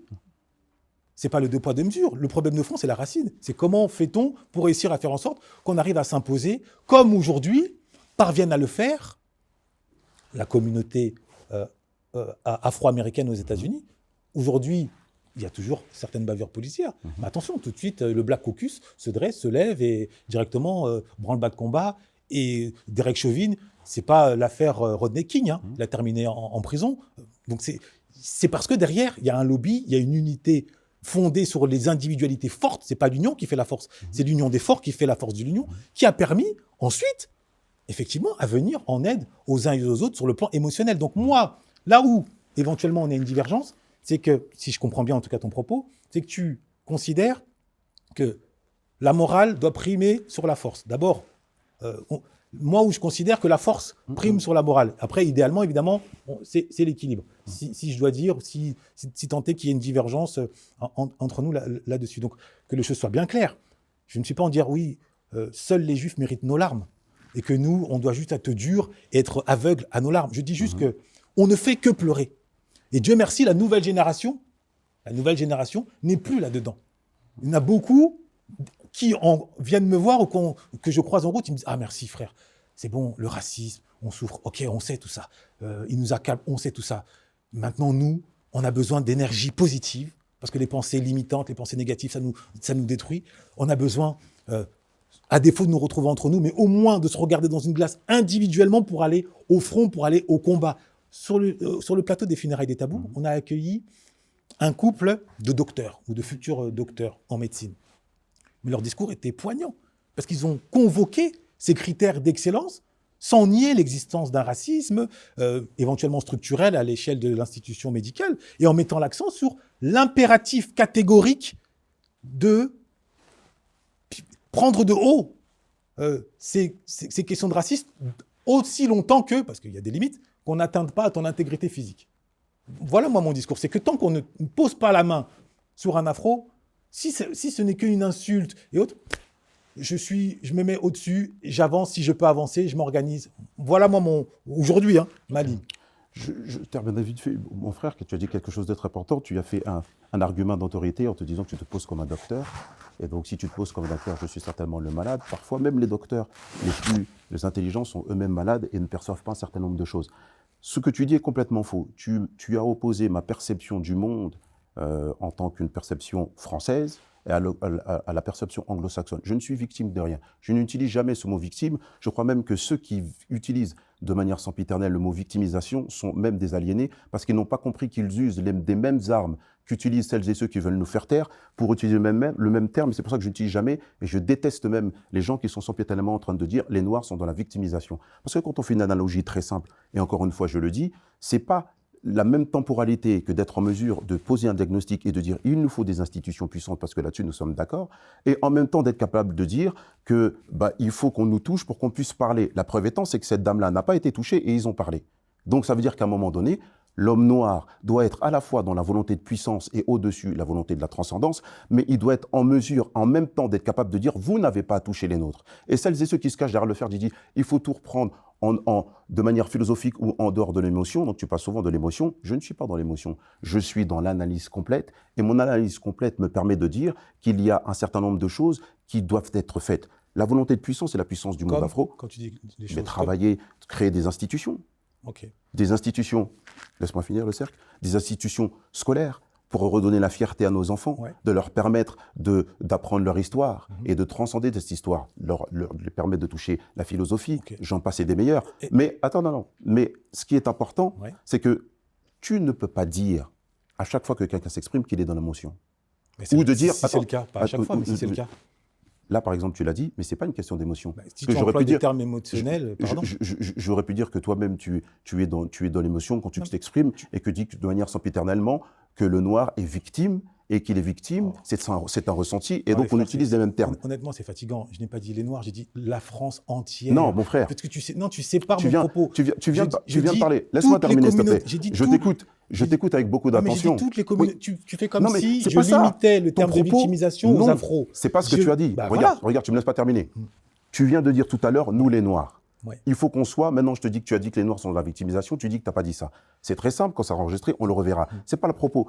Je t'écoute avec beaucoup d'attention, écoute-moi avec beaucoup d'attention avant de me couper. C'est important, l'excellence, elle est plus que nécessaire. C'est important, mais l'excellence sans nuance ne servira jamais à rien. Croire que l'on va utiliser les mêmes armes que nos adversaires pour finalement dire, stupidement singer nos adversaires pour dire, pour être fort, il faut être comme eux, c'est une hérésie. C'est-à-dire que... C'est-à-dire Pardon ? Singer nos adversaires, c'est-à-dire C'est-à-dire faire la même chose, être dans la volonté de puissance au même titre que dire puisqu'ils écrasent les autres, allons écraser. Puisqu'ils ont cette institution, créer notre institution comme telle. Puisque les uns disent que tant qu'on n'est pas touché, nous aussi nous devons considérer que tant qu'on ne nous a pas touché, ça c'est singer. C'est-à-dire que Là je comprends mieux, je te remercie. Donc, je ne peux pas finir. Si, mais juste pour prolonger, parce que c'est bien que je puisse clarifier. Et maintenant que tu viens de le faire, ça me permet d'y voir précisément plus clair. Alors, je vais formuler une question. Estimes-tu qu'il existe des critères universaux d'excellence ou pas? Qui fait l'universalisme? Non, je te demande. Je te réponds, tu dois poser une question. Mais je t'ai dit, estimes-tu, toi, qu'il existe des critères universaux? Tu me poses une question, permets-moi de te répondre comme je souhaite te répondre. Et moi, ma réponse est la suivante. Qui décide de ce qui est universel ou non? La rationalité. La rationalité, qui fait la rationalité? Qui fait la rationalité? Oui. La rationalité existe indépendamment de l'individu. Quoi? Donc ça veut dire, attends, mais tu me poses une question, je te réponds.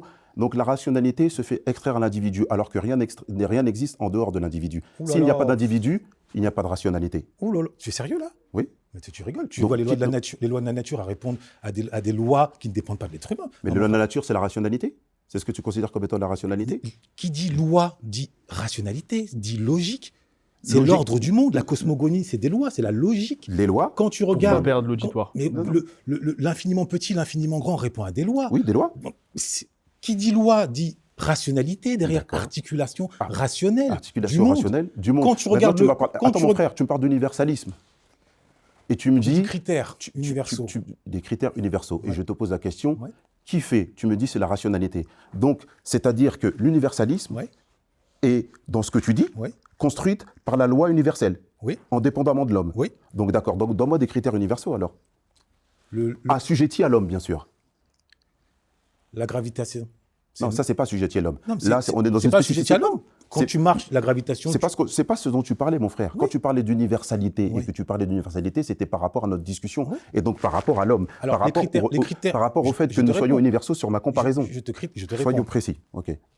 L'hygiène, critère universel. Non. Ou pas? Ah non, Non. Ok. Très bien. Non, mais mon frère. J'ai dit ok. Attends, laisse-moi te répondre. Je vais te répondre, mon frère. Elle Tu ne- me dis les critères, je te donne les différents Tu m'as dit, critères. oui, mais tu m'as dit Je l'hygiène. te donne les différents critères. Je Tu peux me te dis oui répondre ou ou non, pas il n'y a pas de problème. Je te réponds. Ouais. L'hygiène Ouais. n'est pas universelle. Ok. Pourquoi? Laisse-moi, pourquoi? Ouais. Tu vas en Afrique, Ouais. et en Afrique, ils ont une notion de l'hygiène Ouais. qui n'est pas la même au Japon, Ouais. qui n'est pas la même en France, D'accord. et qui n'est pas la même aux États-Unis. Ouais. Elle n'est pas universelle. D'accord. Ce n'est pas parce qu'elle n'est pas observée partout qu'elle n'est pas universelle. Non, elle n'est pas universelle. Non, non, attention, c'est différent. Ce n'est pas parce qu'elle n'est pas observée partout Qu'est-ce que ça veut dire, signifie observer? qu'elle n'est. C'est pas parce que l'hygiène, par exemple, tu ouvres un restaurant, Mhm. tu veux que tout soit propre, les vides propres, le sol propre, Selon les plats quels propres. critères? Donc même ça, tu remets en cause ce Non, je critère-là te demande selon quels critères. Pour moi, Mhm. ces critères se relèvent de l'universel, Mais relèvent non, de lui. mais c'est là que tu as tort. Ça ne peut pas être universel, mon frère. J'ai le droit d'avoir mon point de vue. Oui, mais tu as tort, même si c'est au point de Donc, vue. tu es- Pourquoi? Donc tu es à ce niveau-là, tu es mon juge. Tu estimes. Je ne suis pas un juge. tu peux Je te dire dis que simplement, mon frère. tu peux dire Non, que- c'est intéressant ce que tu dis. Tu peux dire que tu n'es pas en accord avec moi, mais de là à me dire que j'ai tort. Je vais étayer mon propos, mon Ouais. frère. Tu viens en France. Ouais. Tu as un organe qui est spécifiquement dédié à ce qui est d'ordre de l'hygiène. Et je prends ton exemple du restaurant. Tu rentres dedans, il faut un certain nombre de critères. Et Ouais. l'hygiène d'aujourd'hui n'est même pas l'hygiène d'il y a 5 ans. Ouais. C'est donc que les critères évoluent. Qui font les critères? C'est l'homme, c'est pas la rationalité. C'est pour ça que je te dis ça. Maintenant, tu vas en Afrique, Ouais. et en Afrique, tu manges dans un restaurant. Ouais. Ce ne sont pas les mêmes normes. Qui fait? Qui décide? L'univers? Alors, peut-être qu'il y a des éléments de mysticisme kabbalistique que tu ne connais pas peut-être, mais il existe des normes universelles qui relèvent d'un certain nombre de lois mathématiques. C'est pas de ce dont on parle. Je suis d'accord, c'est pas ce dont on parle, mon frère. Mais les lois mathématiques régissent ensuite le comportement. C'est l'infiniment grand qui régit l'infiniment petit et inversement. Après, bon, je ne vais pas rentrer dans des considérations beaucoup plus précises. Maintenant, si toi, On pourrait. Si tu estimes, je n'en doute pas, si tu estimes qu'il n'existe pas de règles universelles... C'est pas ce que j'ai dit, mon frère. Indépendamment de l'homme, et que l'homme est amené à les découvrir à travers un certain nombre de ses recherches, quand les Égyptiens en sanctifient le dieu Thoth, ou Djéouti, qui est à la fois le dieu de la vérité et de l'écriture, ils n'inventent pas, ils découvrent. C'est la Léthéa, la vérité. Il y a des vérités construites par l'homme, il y a des vérités découvertes. Je suis d'accord Ce sont avec les toi. lois. Elles ne dépendent pas de l'homme. Je suis d'accord avec toi. C'est pas ce que j'ai dit. Tu parlais d'universalité et de certains critères. Voilà, donc maintenant, si tu dis certains critères, exemple, mon frère. Pareil, l'esthétique ou la beauté. On sait aujourd'hui C'est universel. On sait qu'il existe des critères relatifs à l'harmonie, que ce soit l'harmonie des couleurs ou l'harmonie géométrique. Ça aussi, ça fait partie des critères universaux. Maintenant, si tu les rejettes, j'entends. Mais mon frère. Mais pour moi, ouais. Et de ce que j'ai pu étudier, ce sont des critères que l'on retrouve et que les Égyptiens furent les premiers à avoir mis en pratique et qui ensuite ont été récupérés. Si ces critères ne relevaient pas de l'universalité et de la rationalité transcendante et qui ne dépend pas de l'humain, pourquoi les élites à l'échelle du monde les ont récupérés et en ont fait le meilleur des usages possibles? C'est une bonne question, je suis d'accord avec toi là-dessus, mais selon moi, avec tout le respect que je te dois, tu déplaces le trou. Okay. Tantôt, tu parles d'universalisme, de rationalité, de rationalité au sens pur, c'est-à-dire mathématique, le cosmos légère, et tantôt, tu me parles de beauté. Si tu me dis là que la beauté est gérée par, tu m'as dit, des formes géométriques, et que donc il y a une espèce de rationalité ou d'uniformisme dans la beauté, je te dirais que non. Okay. Je te dirais qu'un certain nombre d'hommes et de femmes trouvent une femme blanche belle, et d'autres hommes trouvent une femme noire belle, mais d'autres n'aiment pas. Et donc, on ne peut pas dire qu'il y a un universalisme dans la beauté. Ok. Donc pour toi, ce que tu trouves, pour toi, c'est subjectif, la beauté. Bien sûr. Ok, pas pour moi. Voilà. Exactement, et on a le droit d'avoir des points de divergence. Pour moi, non. Pour moi, ça répond à la géométrie, l'harmonie. C'est pour ça que là, on rentre dans des termes, dans des réalités. Spiritualité, voilà, des harmonies, les rythmes, le nombre d'or, pour ceux qui connaissent, comprendront, les fractales. Enfin, on rentre dans une logique qui est rationnelle avant tout.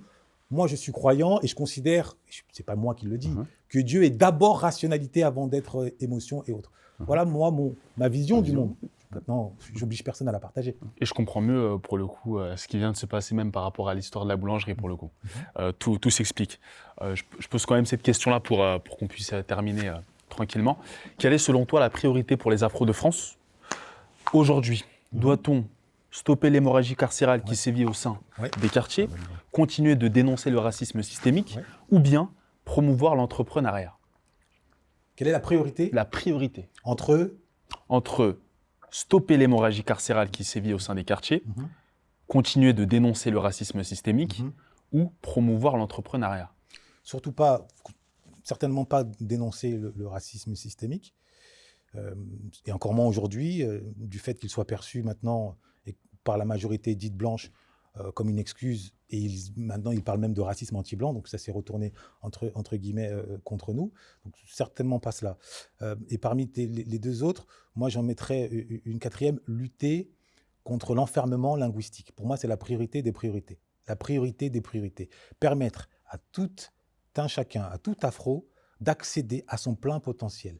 Et à mon sens, ce plein potentiel ne peut être accessible pour l'ultra-majorité qu'à partir du moment où ils ont accès à leur pleine capacité intellectuelle, laquelle dépend du nombre de vocabulaire et de la maîtrise du langage, lequel structure le cerveau. Les limites de mon langage sont les limites de ma pensée. Quand moins on maîtrise de mots, moins on maîtrise sa pensée, moins on peut appréhender le monde, moins on peut être dans une introspection pour se construire et se projeter. Donc la priorité, à mon sens, sur laquelle j'invite les Afros à se pencher, c'est, et c'est pour ça que j'œuvre tous les jours. C'est ce que j'allais dire, voilà, c'est ce à quoi tu œuvres aussi. Le travail sur la maîtrise des mots, du pays dans lequel tu vis.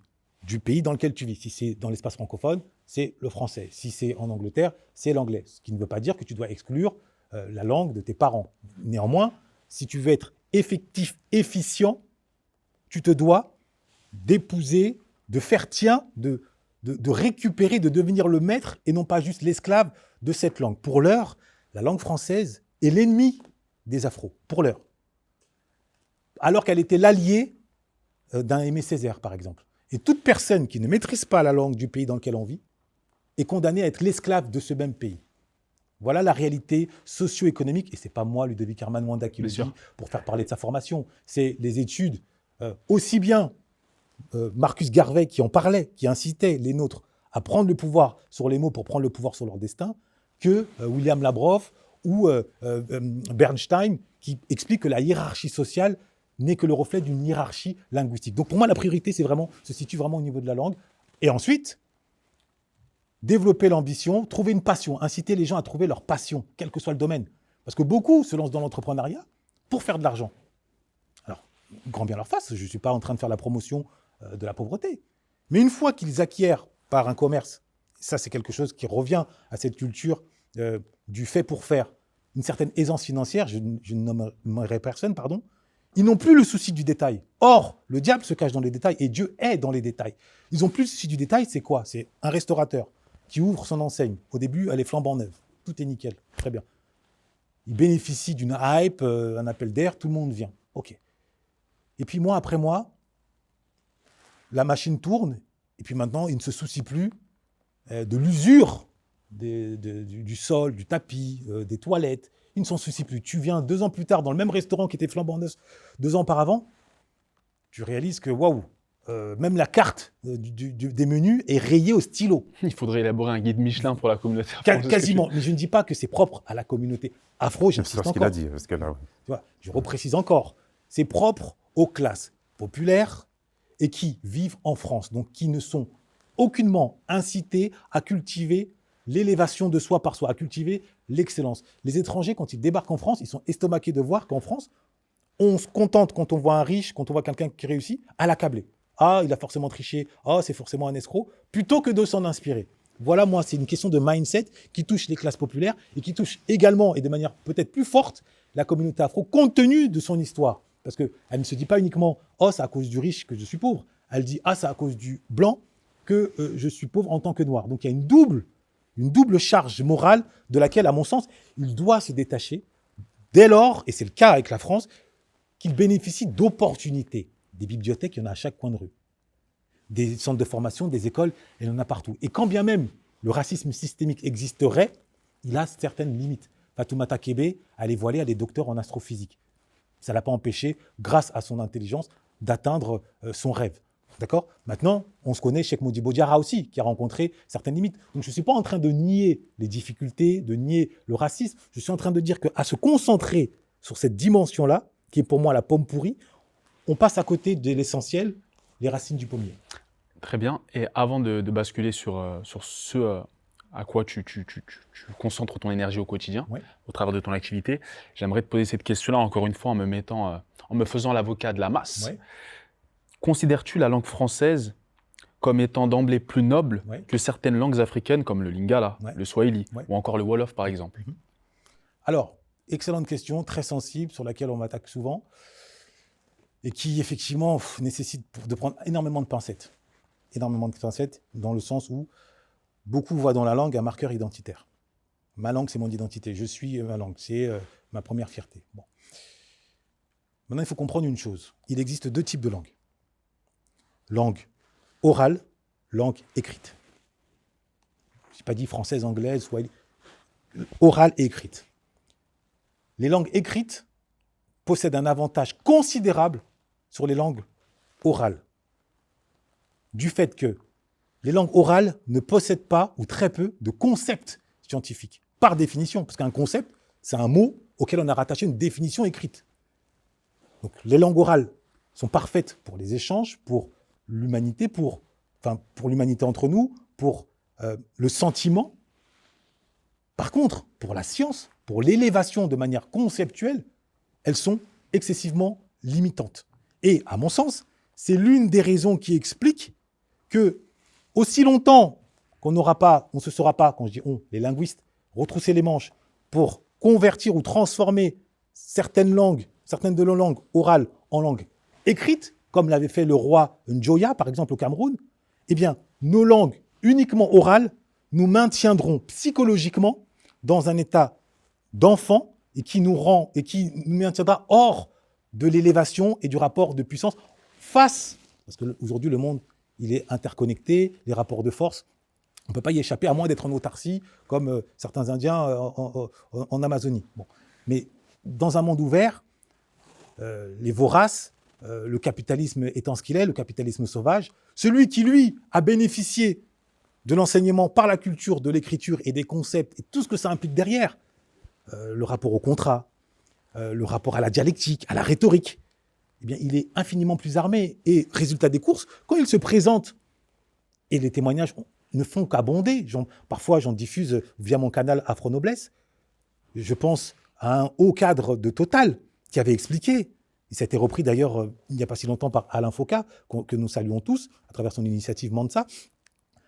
Quand un responsable de Total se présente, parce que lui, il a été éduqué à cette culture de l'écriture, de la conceptualisation et de toutes les armes qui s'y rattachent, il se retrouve confronté à un homologue, entre guillemets, afro, qui lui n'a pas bénéficié de cet armement mental. En 2 temps, 3 mouvements, il le roule dans la farine. Et quand la caméra, face caméra, on lui demande « Mais comment vous avez pu obtenir telle chose aussi facilement ?» Sans gêne, avec un petit rictus, c'est visible sur Internet, il dit on a profité de la naïveté de certains dirigeants.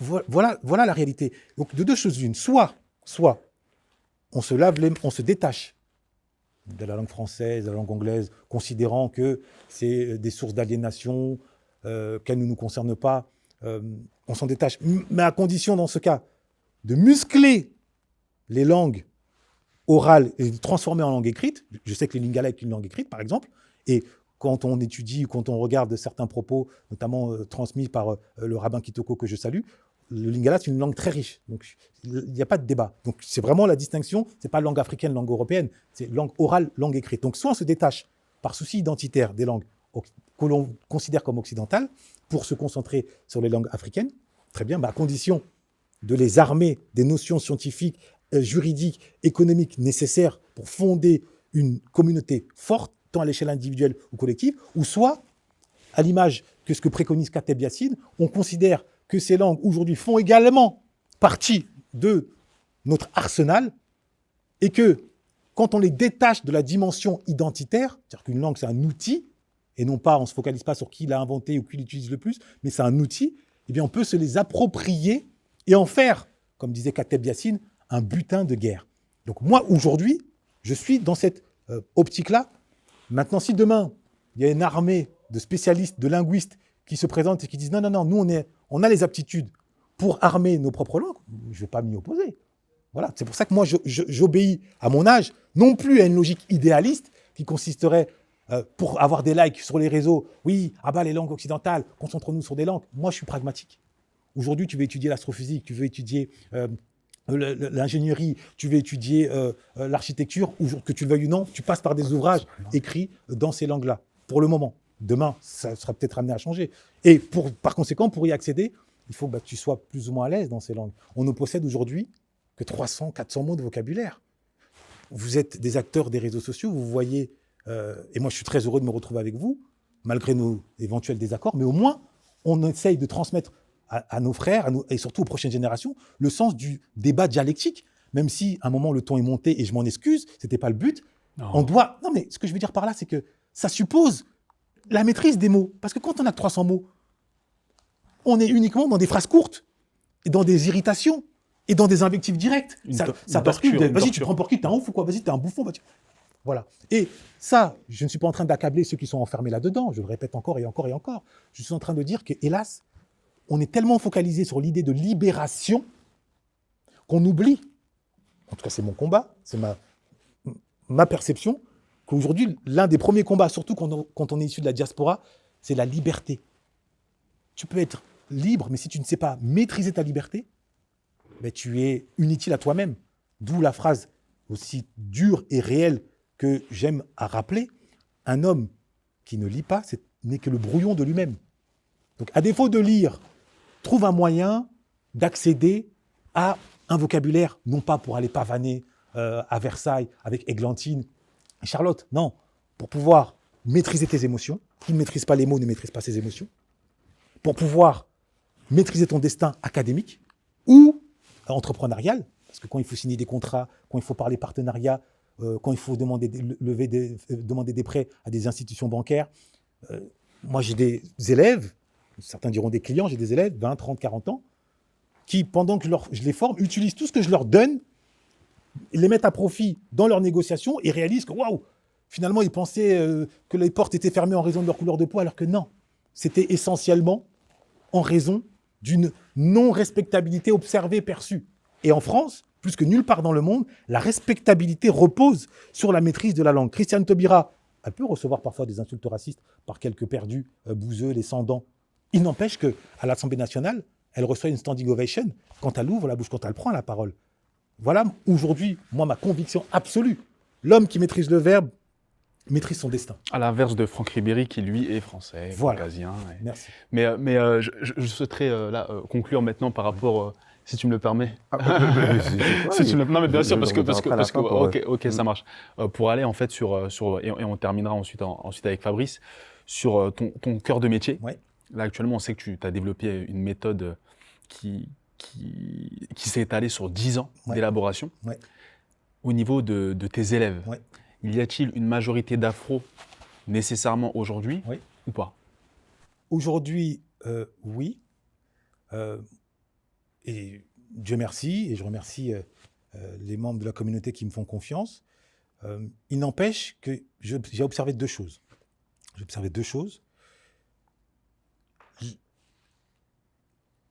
Et à mon sens, c'est lié à ce que je qualifie de victimisation, en tout cas de mindset défaitiste. C'est qu'on pâtit à l'échelle de notre communauté d'un déficit de confiance, de crédibilité.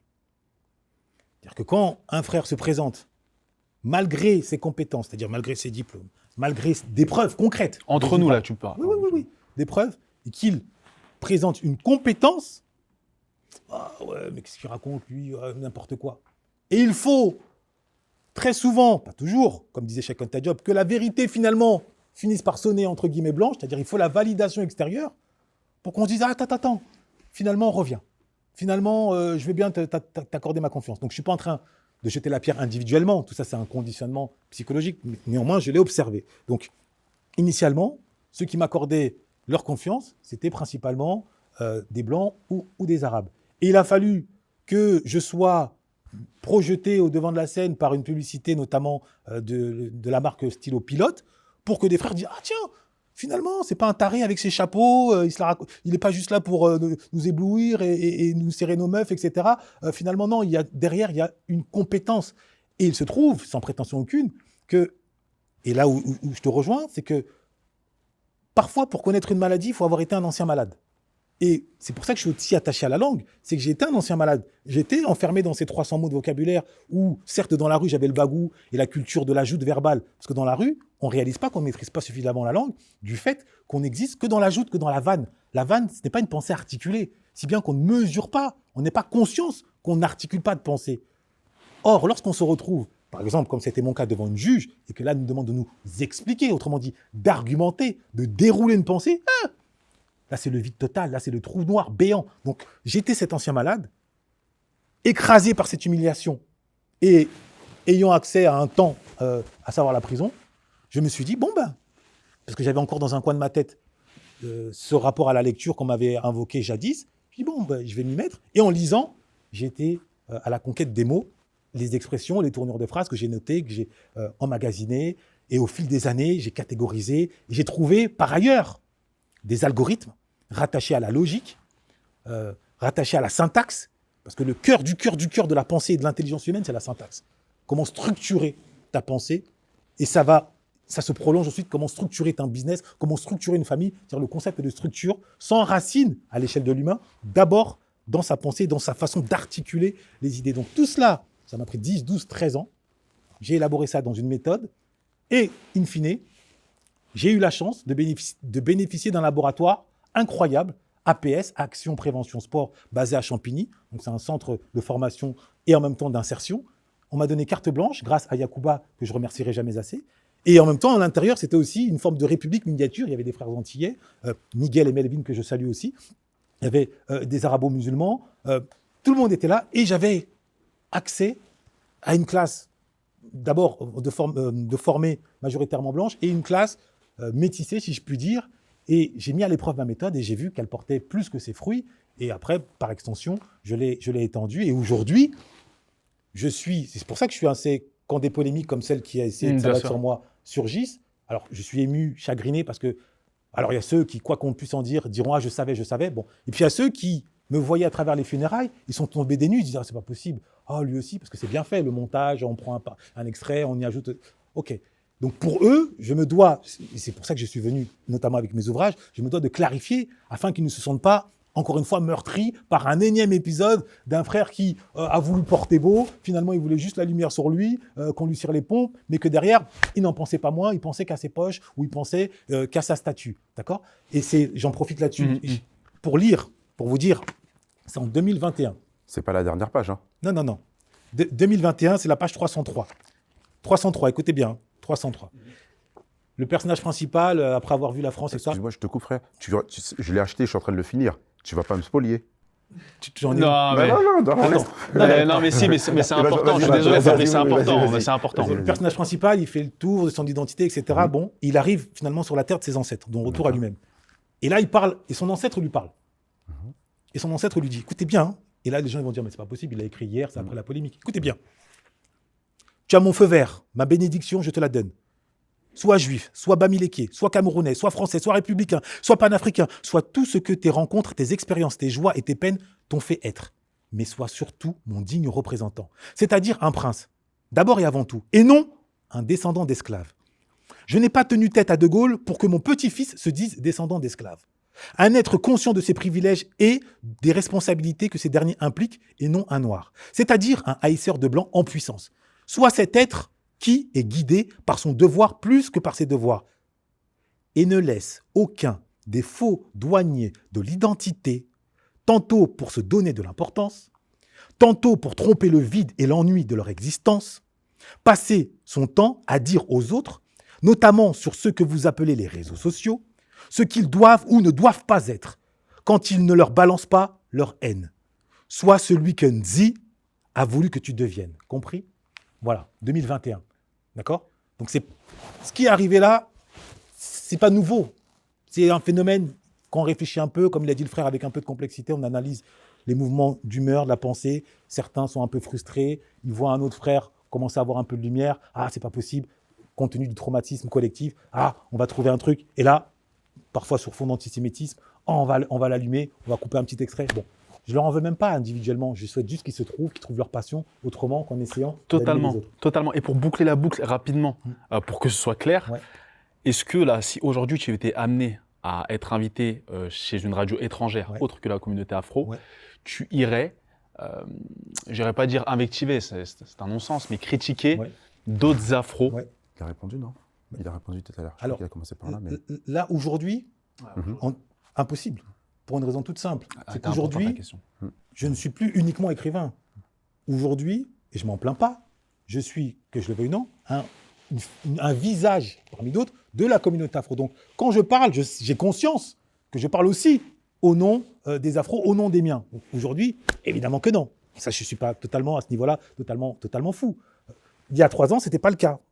Aujourd'hui, c'est totalement différent. Donc, concrètement, et c'est ce que je dis encore, je suis en perpétuelle évolution, perpétuelle introspection et en perpétuelle conscience de mes responsabilités. Donc, et c'est pour ça que je dois rendre hommage à Régis Mutombo Katayali. C'est lui qui m'a pris de mon trou d'écrivain et il m'a proposé de rentrer dans les funérailles. On s'est assis à 2 et on a élaboré le concept.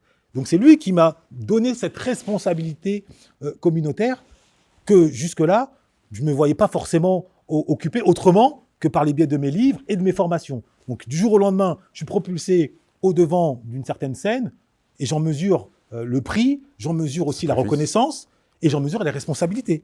Donc, factuellement, aujourd'hui, si on me demande n'importe quel média de venir et qu'on essaie à un moment donné de me faire parler d'un tel ou d'un tel de la communauté, je botterai en touche, je saurai comment répondre avec diplomatie, mais sans non plus, ou du moins plus jamais, pointer du doigt ou apparaître comme tu l'as dit tout à l'heure, ce nègre... L'idiot utile. L'idiot utile, voilà. Totalement. Est-ce que Fabrice, tu souhaitais? Non, moi je suis ravi d'échanger avec toi. Moi j'aime ça. J'aime particulièrement avoir affaire à quelqu'un d'intelligent et qu'on puisse échanger. De temps à autre, on part bien évidemment dans le pathos quelques secondes, mais quand on maîtrise effectivement le verbe, ça nous permet de bien échanger. Et j'attendais cet échange parce que j'ai eu plein de mots qui me disent il faut essayer de le pousser dans ces derniers retranchements. Et je suis content même que là, tu aies dit quelque chose que je n'ai jamais entendu ou alors que je n'ai pas suivi. Tu as dit que celles et ceux qui n'avaient pas d'appétence comme nous pour le verbe, qu'ils trouvent leur voie, mais que cette voie leur permette d'aller vers l'excellence. Et c'est ce que je disais tout à l'heure avec cette personne qui est tantôt mécanicien et tantôt coiffeur. Même si je précise, pardon, Oui, vas-y. même si je précise que moi, dans mon fort intérieur, certes, tout le monde n'a pas vocation à devenir écrivain, journaliste et à maîtriser 4000 mots et des expressions en tout genre. En revanche, tout le monde se doit, pour exister pleinement, donc pour atteindre un épanouissement moral, psychologique, affectif. Un mariage heureux, c'est une longue conversation qui a l'air toujours brève. Eh bien, de maîtriser plus que 300 mots. 300 mots, mais tu ne peux pas. C'est une certitude. Voilà, c'est moi, tout ce que je voulais préciser. j'ai un fils, j'ai des gens autour de moi et j'ai toujours aimé lire. Depuis que j'étais jeune, même quand j'étais le quartier, on m'appelait l'homme politique, ou alors on pouvait me dire tu t'exprimes comme un blanc. Moi, je sais que je suis un noir, je suis souvenir, donc j'ai aucun problème avec ça. Et j'invite tout le temps toutes celles et ceux qui m'entourent à lire, mais pas que lire, c'est-à-dire de s'asseoir et justement de se laisser aller à des pugils intellectuels, parce que c'est par là qu'on apprend justement à débattre et à raisonner. Et c'est pour ça que l'exercice était très intéressant.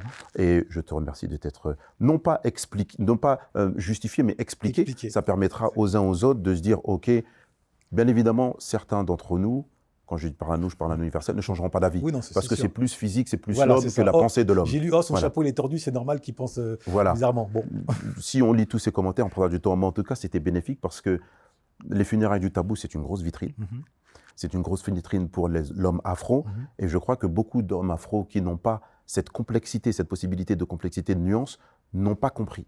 Peut-être qu'à travers cette réponse, ils comprendront la complexité de ta pensée et la perception que tu pourrais en avoir. Merci, encore une fois, merci non seulement pour l'invitation, pour ce côté challengeant. Je tiens à nouveau à formuler mes excuses auprès de celles et ceux qui, par le biais des funérailles, m'ont découvert et m'ont accordé une reconnaissance et un attachement.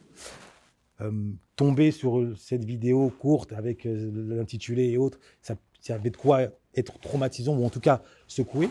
J'y porte ma part de responsabilité, clairement. Je ne suis pas en train de dire que j'ai été uniquement instrumentalisé. Je porte ma part de responsabilité. Si aujourd'hui, je me retrouvais, comme je l'ai dit, sur un plateau autre qu'au communautaire, il va de soi que je serais beaucoup plus vigilant et que sur des questions qui touchent tel ou tel membre qui incarne quelque chose à l'échelle de ma communauté, de notre communauté, que ce soit positif ou pas, je m'abstiendrai. Voilà ce que j'avais à dire. Et vraiment, merci de m'avoir donné l'occasion. Et ça me rappelle, en tant que croyant, et tous les croyants comprendront, à quelque chose, malheur est bon. C'est-à-dire, tout ce que Dieu fait est bon. C'est qu'en définitive, peut-être que si cette polémique n'avait pas surgi, je ne me serais pas retrouvé là.